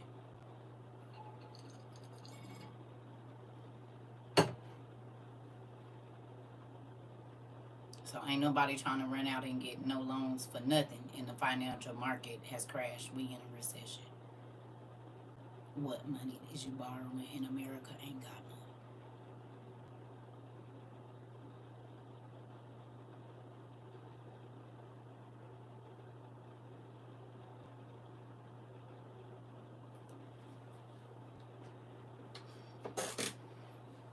So again, whatever you can get that you actually own, do that. Don't be in no debt to nobody if you can avoid it.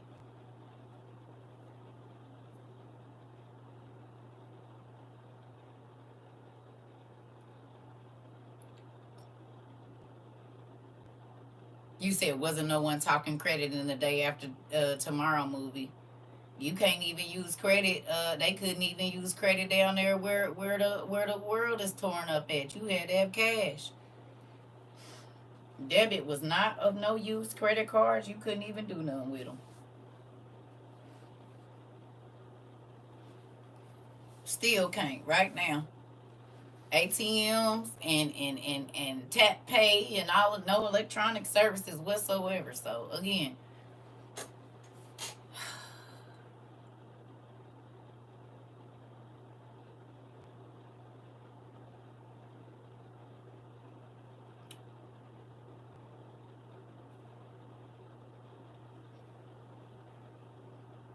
what was we talking about before that?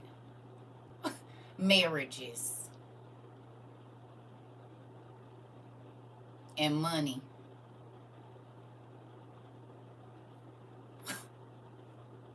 Teach my babies.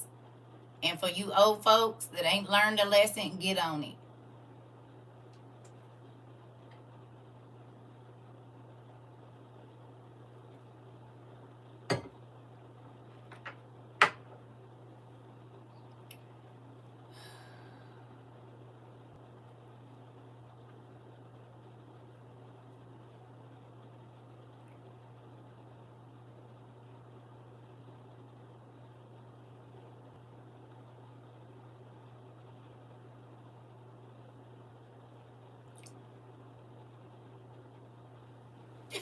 That's what I want to say.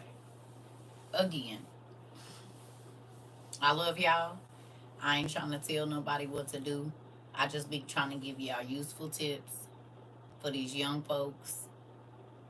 And hopefully, some of the stuff that I say will even resonate with you that, you know, it's a, you don't have to live the way other people say you have to live. You can live a stress free life. It just takes some fine tuning. Don't be silly with your money.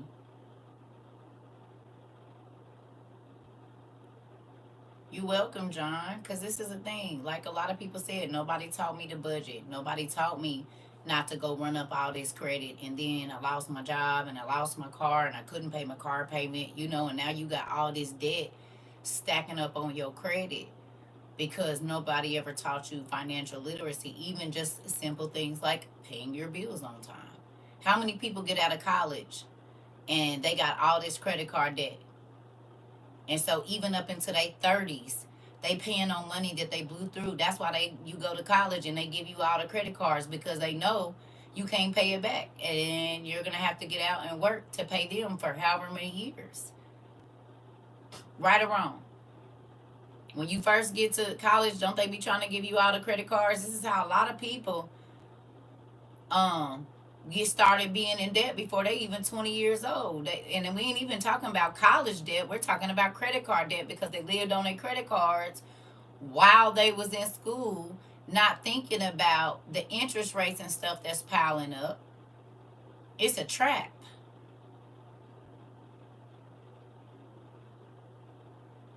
So now not only are you paying back student loans, you're paying back the credit card debt that you accumulated while you lived on your credit cards in college, right or wrong. This ain't for everybody, but a lot of people, their debt started with college and the credit cards that they got while they were in college.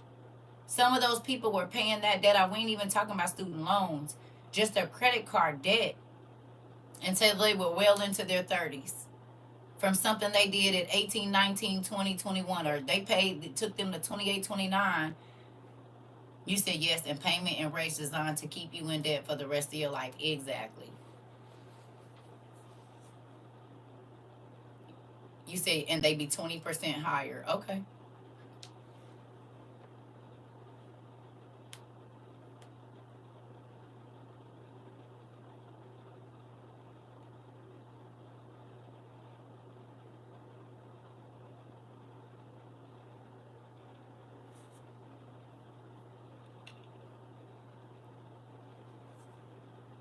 That's all I be saying. It's a way to do everything, and there's not just one way to do it, but you don't have to buy into being in debt and all of that. It's ways around it. It's way, and I had to learn because, baby, I just know I had to learn. I had to learn.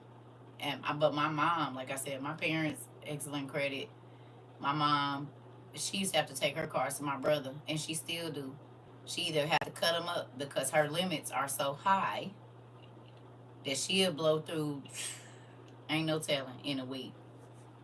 You hear me? I mean, she always pays it down, but how many times has she paid down 60 or $70,000 in the last 25 years? You didn't have to pay $30,000 worth of credit card, and not that it was outstanding, because she don't let it get outstanding, but she'll run her credit cards up 34, $35,000. Now she working for 6 months to pay it back. What was the purpose when you could have just saved the money and went and got what you wanted, and you still would have had it without no interest?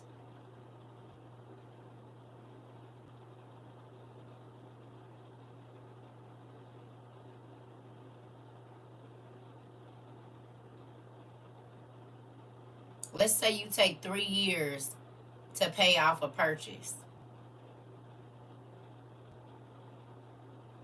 Well, maybe it would have only took you 6 to 8 months to save for that purchase if you rearranged your budget, right? So if you paying $30 in interest a month, or $50 of interest a month, times 36 months, how much money did you lose? And if you would have saved for 6 months to a year or whatever it was to go get what you was gonna buy, then you could have kept all the extra money. No?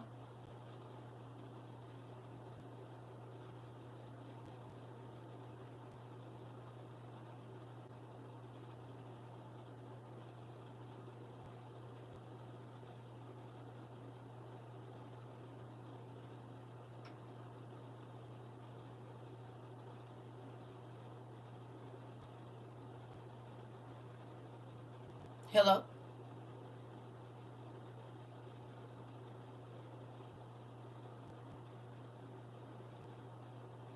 Don't nobody want to talk to me. Huh?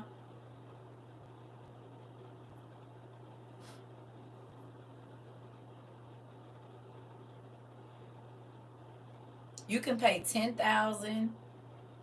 We'll say just a base car. You know how they be having cars, let's say $11,000 for the car.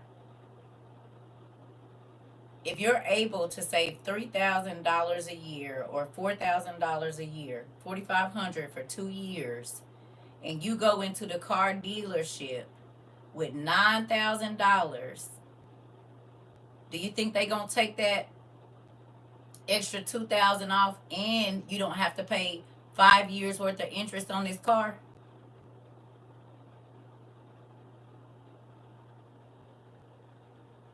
And you still have the car that's worth it's still worth $11,000, is it not?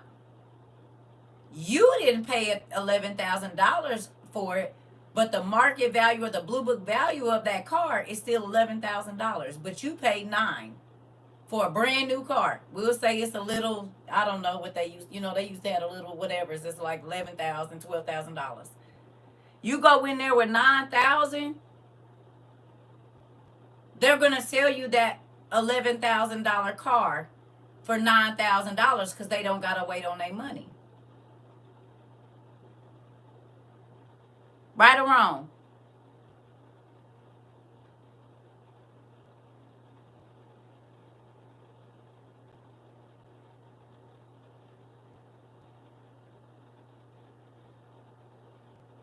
Now you got a car that if you want to go to the bank and get a loan against it, you got the lien. You can. So now you can turn around and go get you $11,000 and go do what you want to do with it, because that's the value of the car.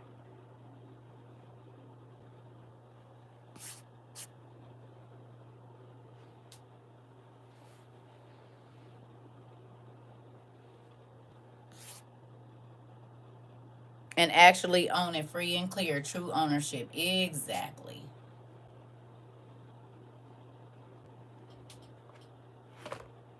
It's a way to do everything.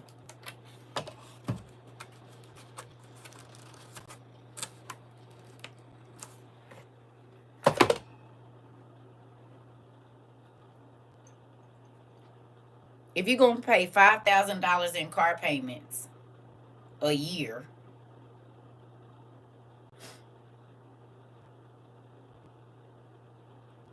you said I have medical debt. Just learned about applying financial assistance to get it right. Right.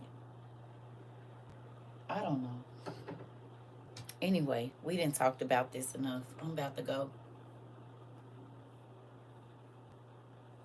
I just know that it's a lot more ways to do things, and a lot of people just don't want to wait. That's why a lot of people be in a whole bunch of debt, like thousands of, because they don't want to wait. They gotta have the purse right now. They gotta have the shoes right now. They gotta have whatever it is right now, and so they're willing to pay that little extra, but you don't know what's gonna happen later. And that's not saying you always have to live like that, but it's smart to just, if I can save $3,000, $4,000 this year and $3,000, $4,000 next year, even if you are gonna buy a $20,000 car, you done put 10 grand down on it. So now you only paying interest on $10,000 instead of 20. I don't have none. I don't have any pumpkin. I ain't even. I don't know.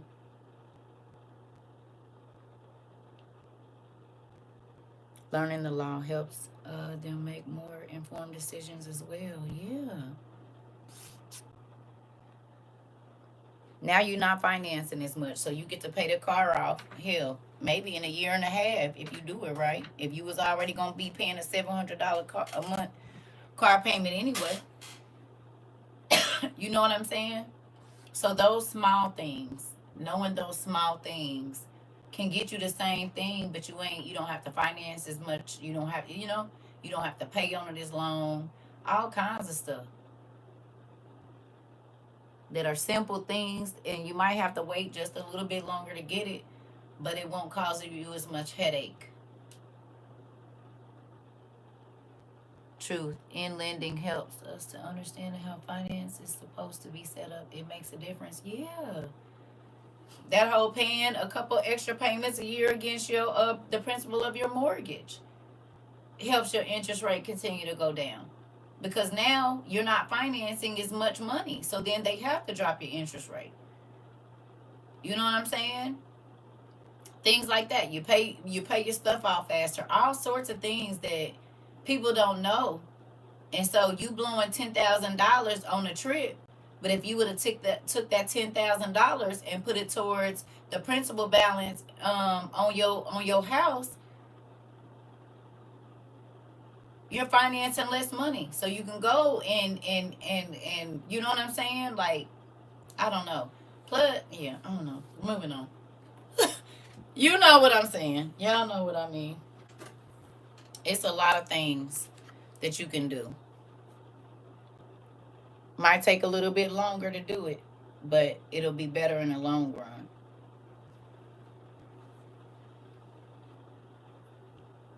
I knew people that went out and they bought houses, right? When they was giving out all the, like, you could go to the what do you call them? Uh Housing auctions, right? And so they would go get these loans from the bank for, like, I don't know, 100,000.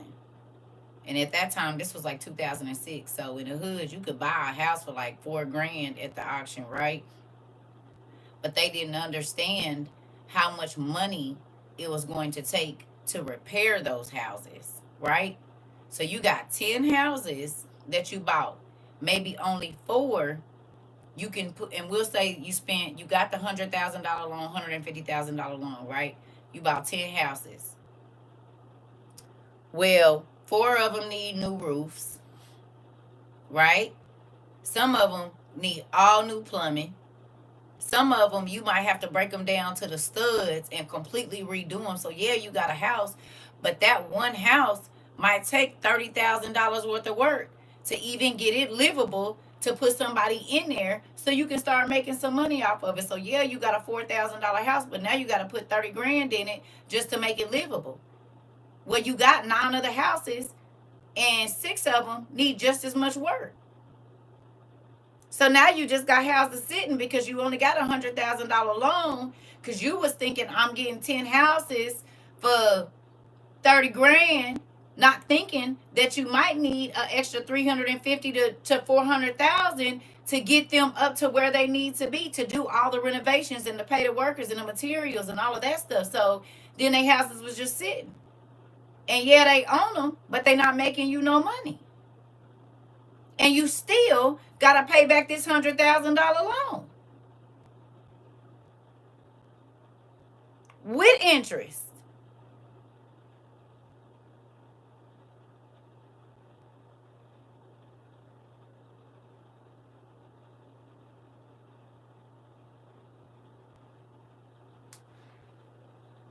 So you got $40,000 worth of house or whatever.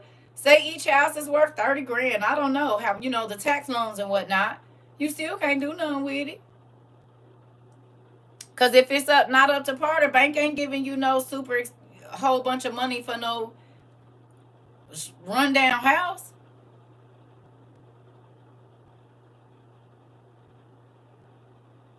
So now you owe $100,000 and can't get no renters in your cribs because you can't afford to fix them. Like, I done seen it. Just because you can don't mean you should.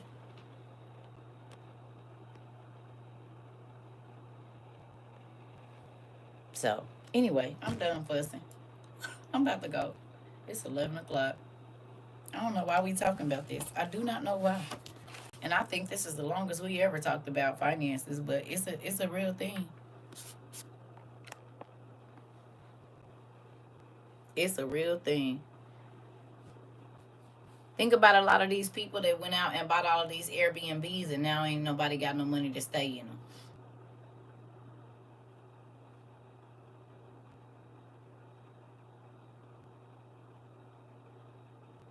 They went out, got these home loans, and did all of this to start Airbnbs. And ain't nobody got no money to go stay at an Airbnb.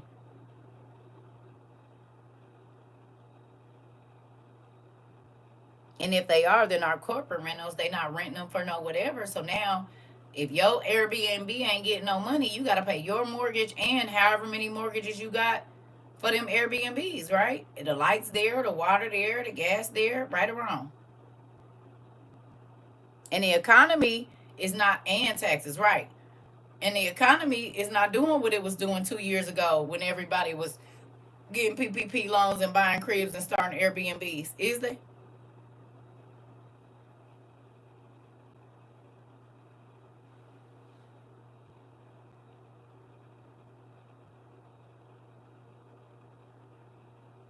Because the economy has changed. People can barely buy groceries. So we know they ain't got $700 for a weekend to spend on no rental. You said confirmation I was right not to get involved in the business someone offered to me. Okay, so I don't know. That's how I be looking at stuff. Like, I know somebody that bought, I think they got like 6 houses, and then they was doing the Turo cars too. The Turo, whatever you want to call it. So they was buying Airbnbs and they was doing the Turo thing. A couple people I know. So they didn't went and got some super expensive car loans. Right? Yeah. They went and got like 4 or 5 brand new cars, right? To put on Turo, to rent out.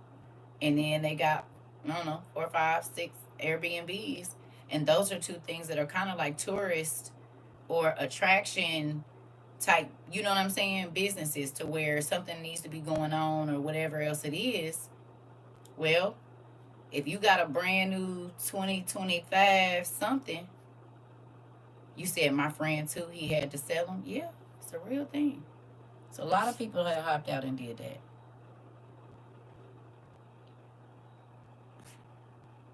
And some people's business made it, and some people is in a world of debt right now. Hmm. Couldn't get nobody to rent their air. Mexico just made a new electric car. It starts at 8,000. Right? I seen that.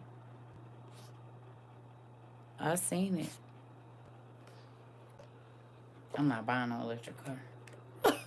I don't care how good they is. I will not get no electric car. I refuse. I just keep thinking they gonna shut them off. That is what keeps coming to my mind. They gonna shut them off. Yep, all of that. Yeah, because some people, that's true. Some people haven't been able to run their Airbnbs because of the homeowners association, right?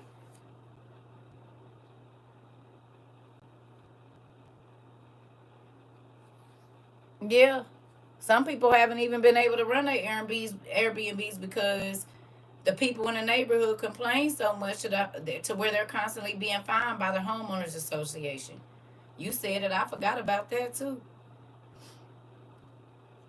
They don't want a business being ran in their neighborhood, random people coming in and out. So it's a number of things.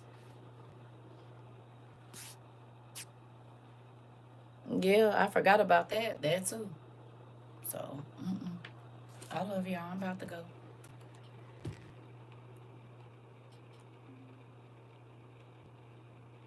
You said the battery will die in the cold winters. Perhaps Californians can buy them. Well, do it got a lithium battery like the other cars? You know what I thought about too? Don't our phones got lithium batteries in them?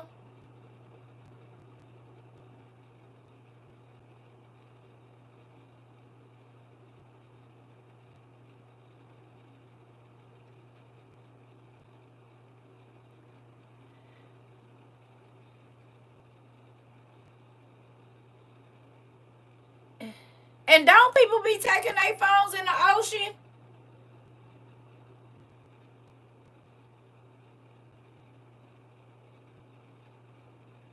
I thought lithium batteries, when they come in contact with salt water, are no good.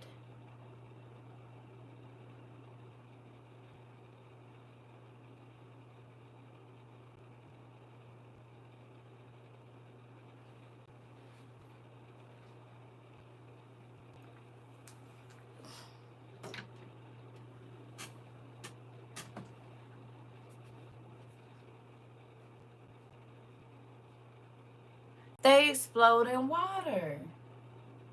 Right, but I'm just thinking of these phones are water, they not waterproof, they water resistant.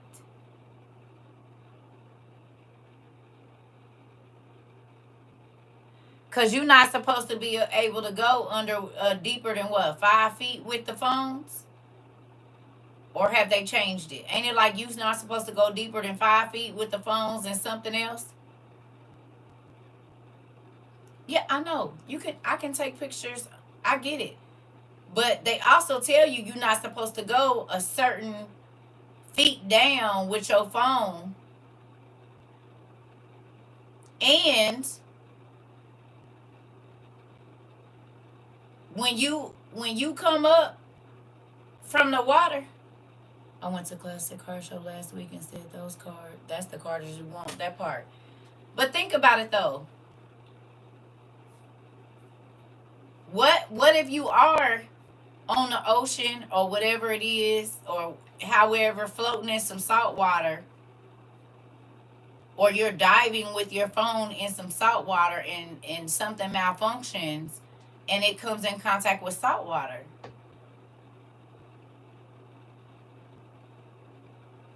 What happens?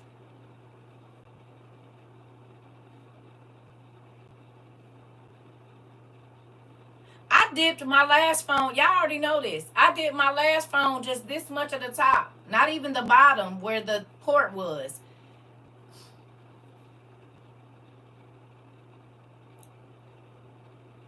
Okay, listen. My phone is waterproof, y'all. I know how waterproof phones work.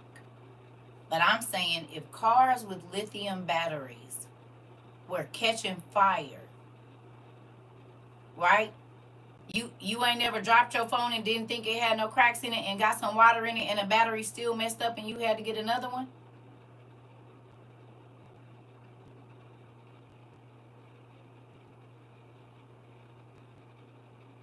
Nobody's ever had water damage to a supposed waterproof phone.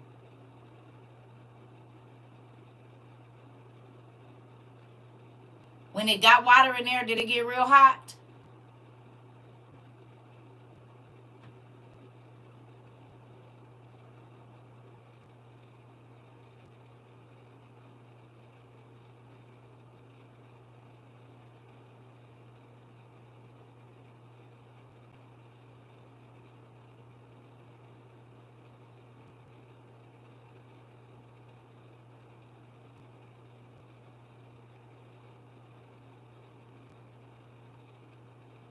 That's why I had to get this one.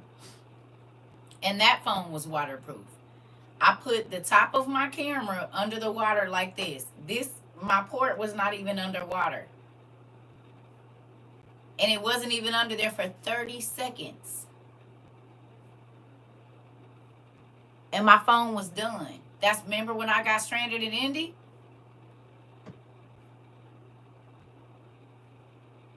I get it. I'm saying if water gets into your so-called waterproof phone, I just had this happen.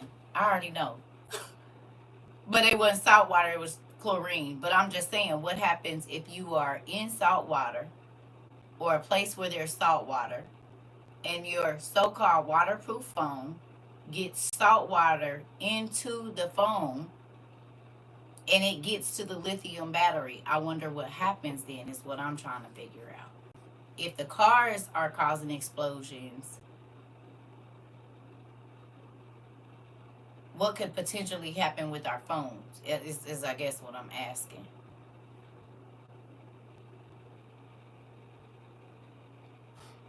Because it's the reason they tell you don't take it deeper than 5 feet.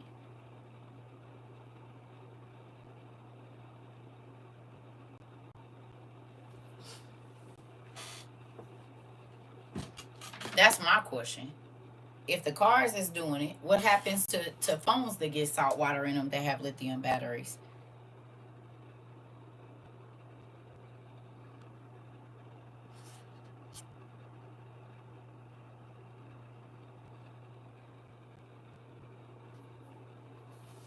That's my question. Because if our phones have lithium batteries and folks be getting in the ocean, like, because if it'll fry your screen, ain't it around the battery?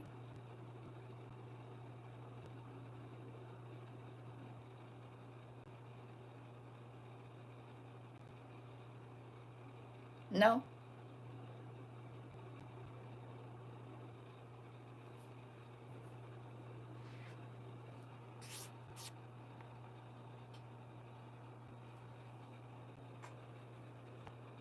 I'm about to go on a dig. Don't worry. Y'all ain't gonna have to answer the question. I'm gonna answer it for myself.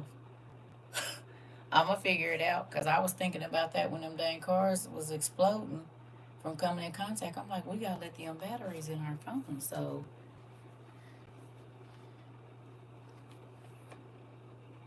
it just made me think.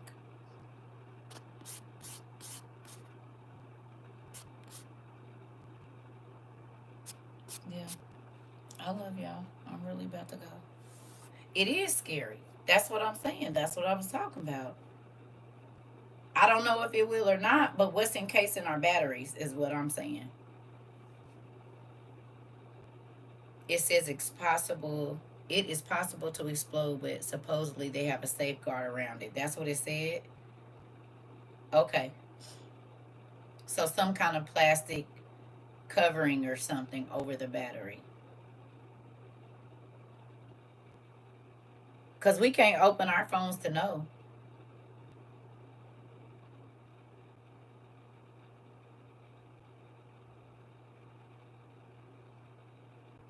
That's what I'm saying. How are they keeping it from just in salt water, not regular water, but salt, like the people that live where there's salt water? How are they keeping that battery if they go underwater and lithium and salt water don't mix? How are they doing that? It was my question. Right, that's what I'm saying. I wasn't talking about regular water. I was talking about salt water.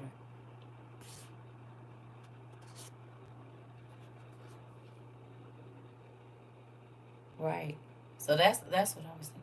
The old batteries I thought had hard plastic cases. Yeah, but I'm just saying, $100,000 vehicle. You don't think you need to wrap that battery or do something with it when you know that cars go through floods? And I don't know. I'm gonna figure it out. It's just something I was thinking about after I found out that them cars was exploding. I thought about we got lithium batteries in our phone, so just make you, you know, it make you think. But anyway, I ain't got nothing else to talk about. I love y'all. We ain't doing no class or nothing. I feel like I taught enough this morning. I figured y'all was still a little sore from the beat down he gave us this morning, so I figured I'd just come talk to y'all for a minute. And a minute turned into 222.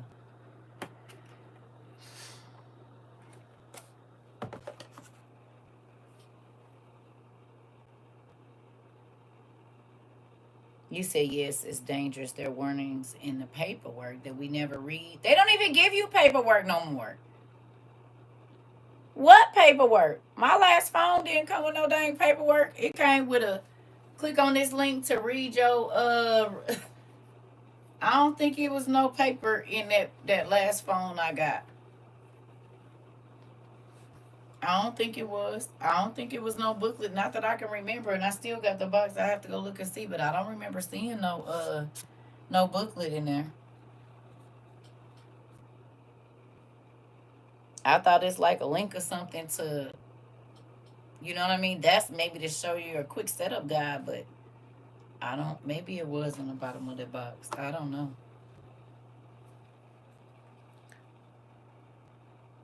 It says I looked it up, and it can cause heat generation and emulsion of smoke. That's what I thought. That's what I thought because I wasn't even in no salt water. And when that water got in my last phone, when I got trapped down there, my phone was so hot it felt like it was gonna explode. That's why I asked y'all ain't never got water in y'all phones and the phone got real hot because that's what happened to mine. And it wasn't even no salt water. Yeah, it was regular chlorine swimming pool water.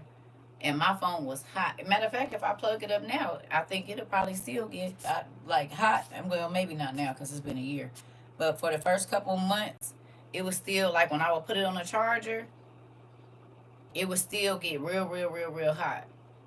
Even though I can't see the screen and none of that stuff, it would still get real hot. So that's why I was asking, like, so how was you going in salt water if it'll do that with just regular water? Mm-hmm. Anyway, I love y'all. I'm about to go.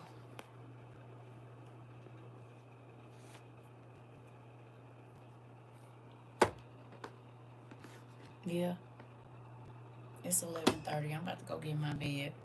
I love y'all, and I wasn't even mean. I did good today. I did good.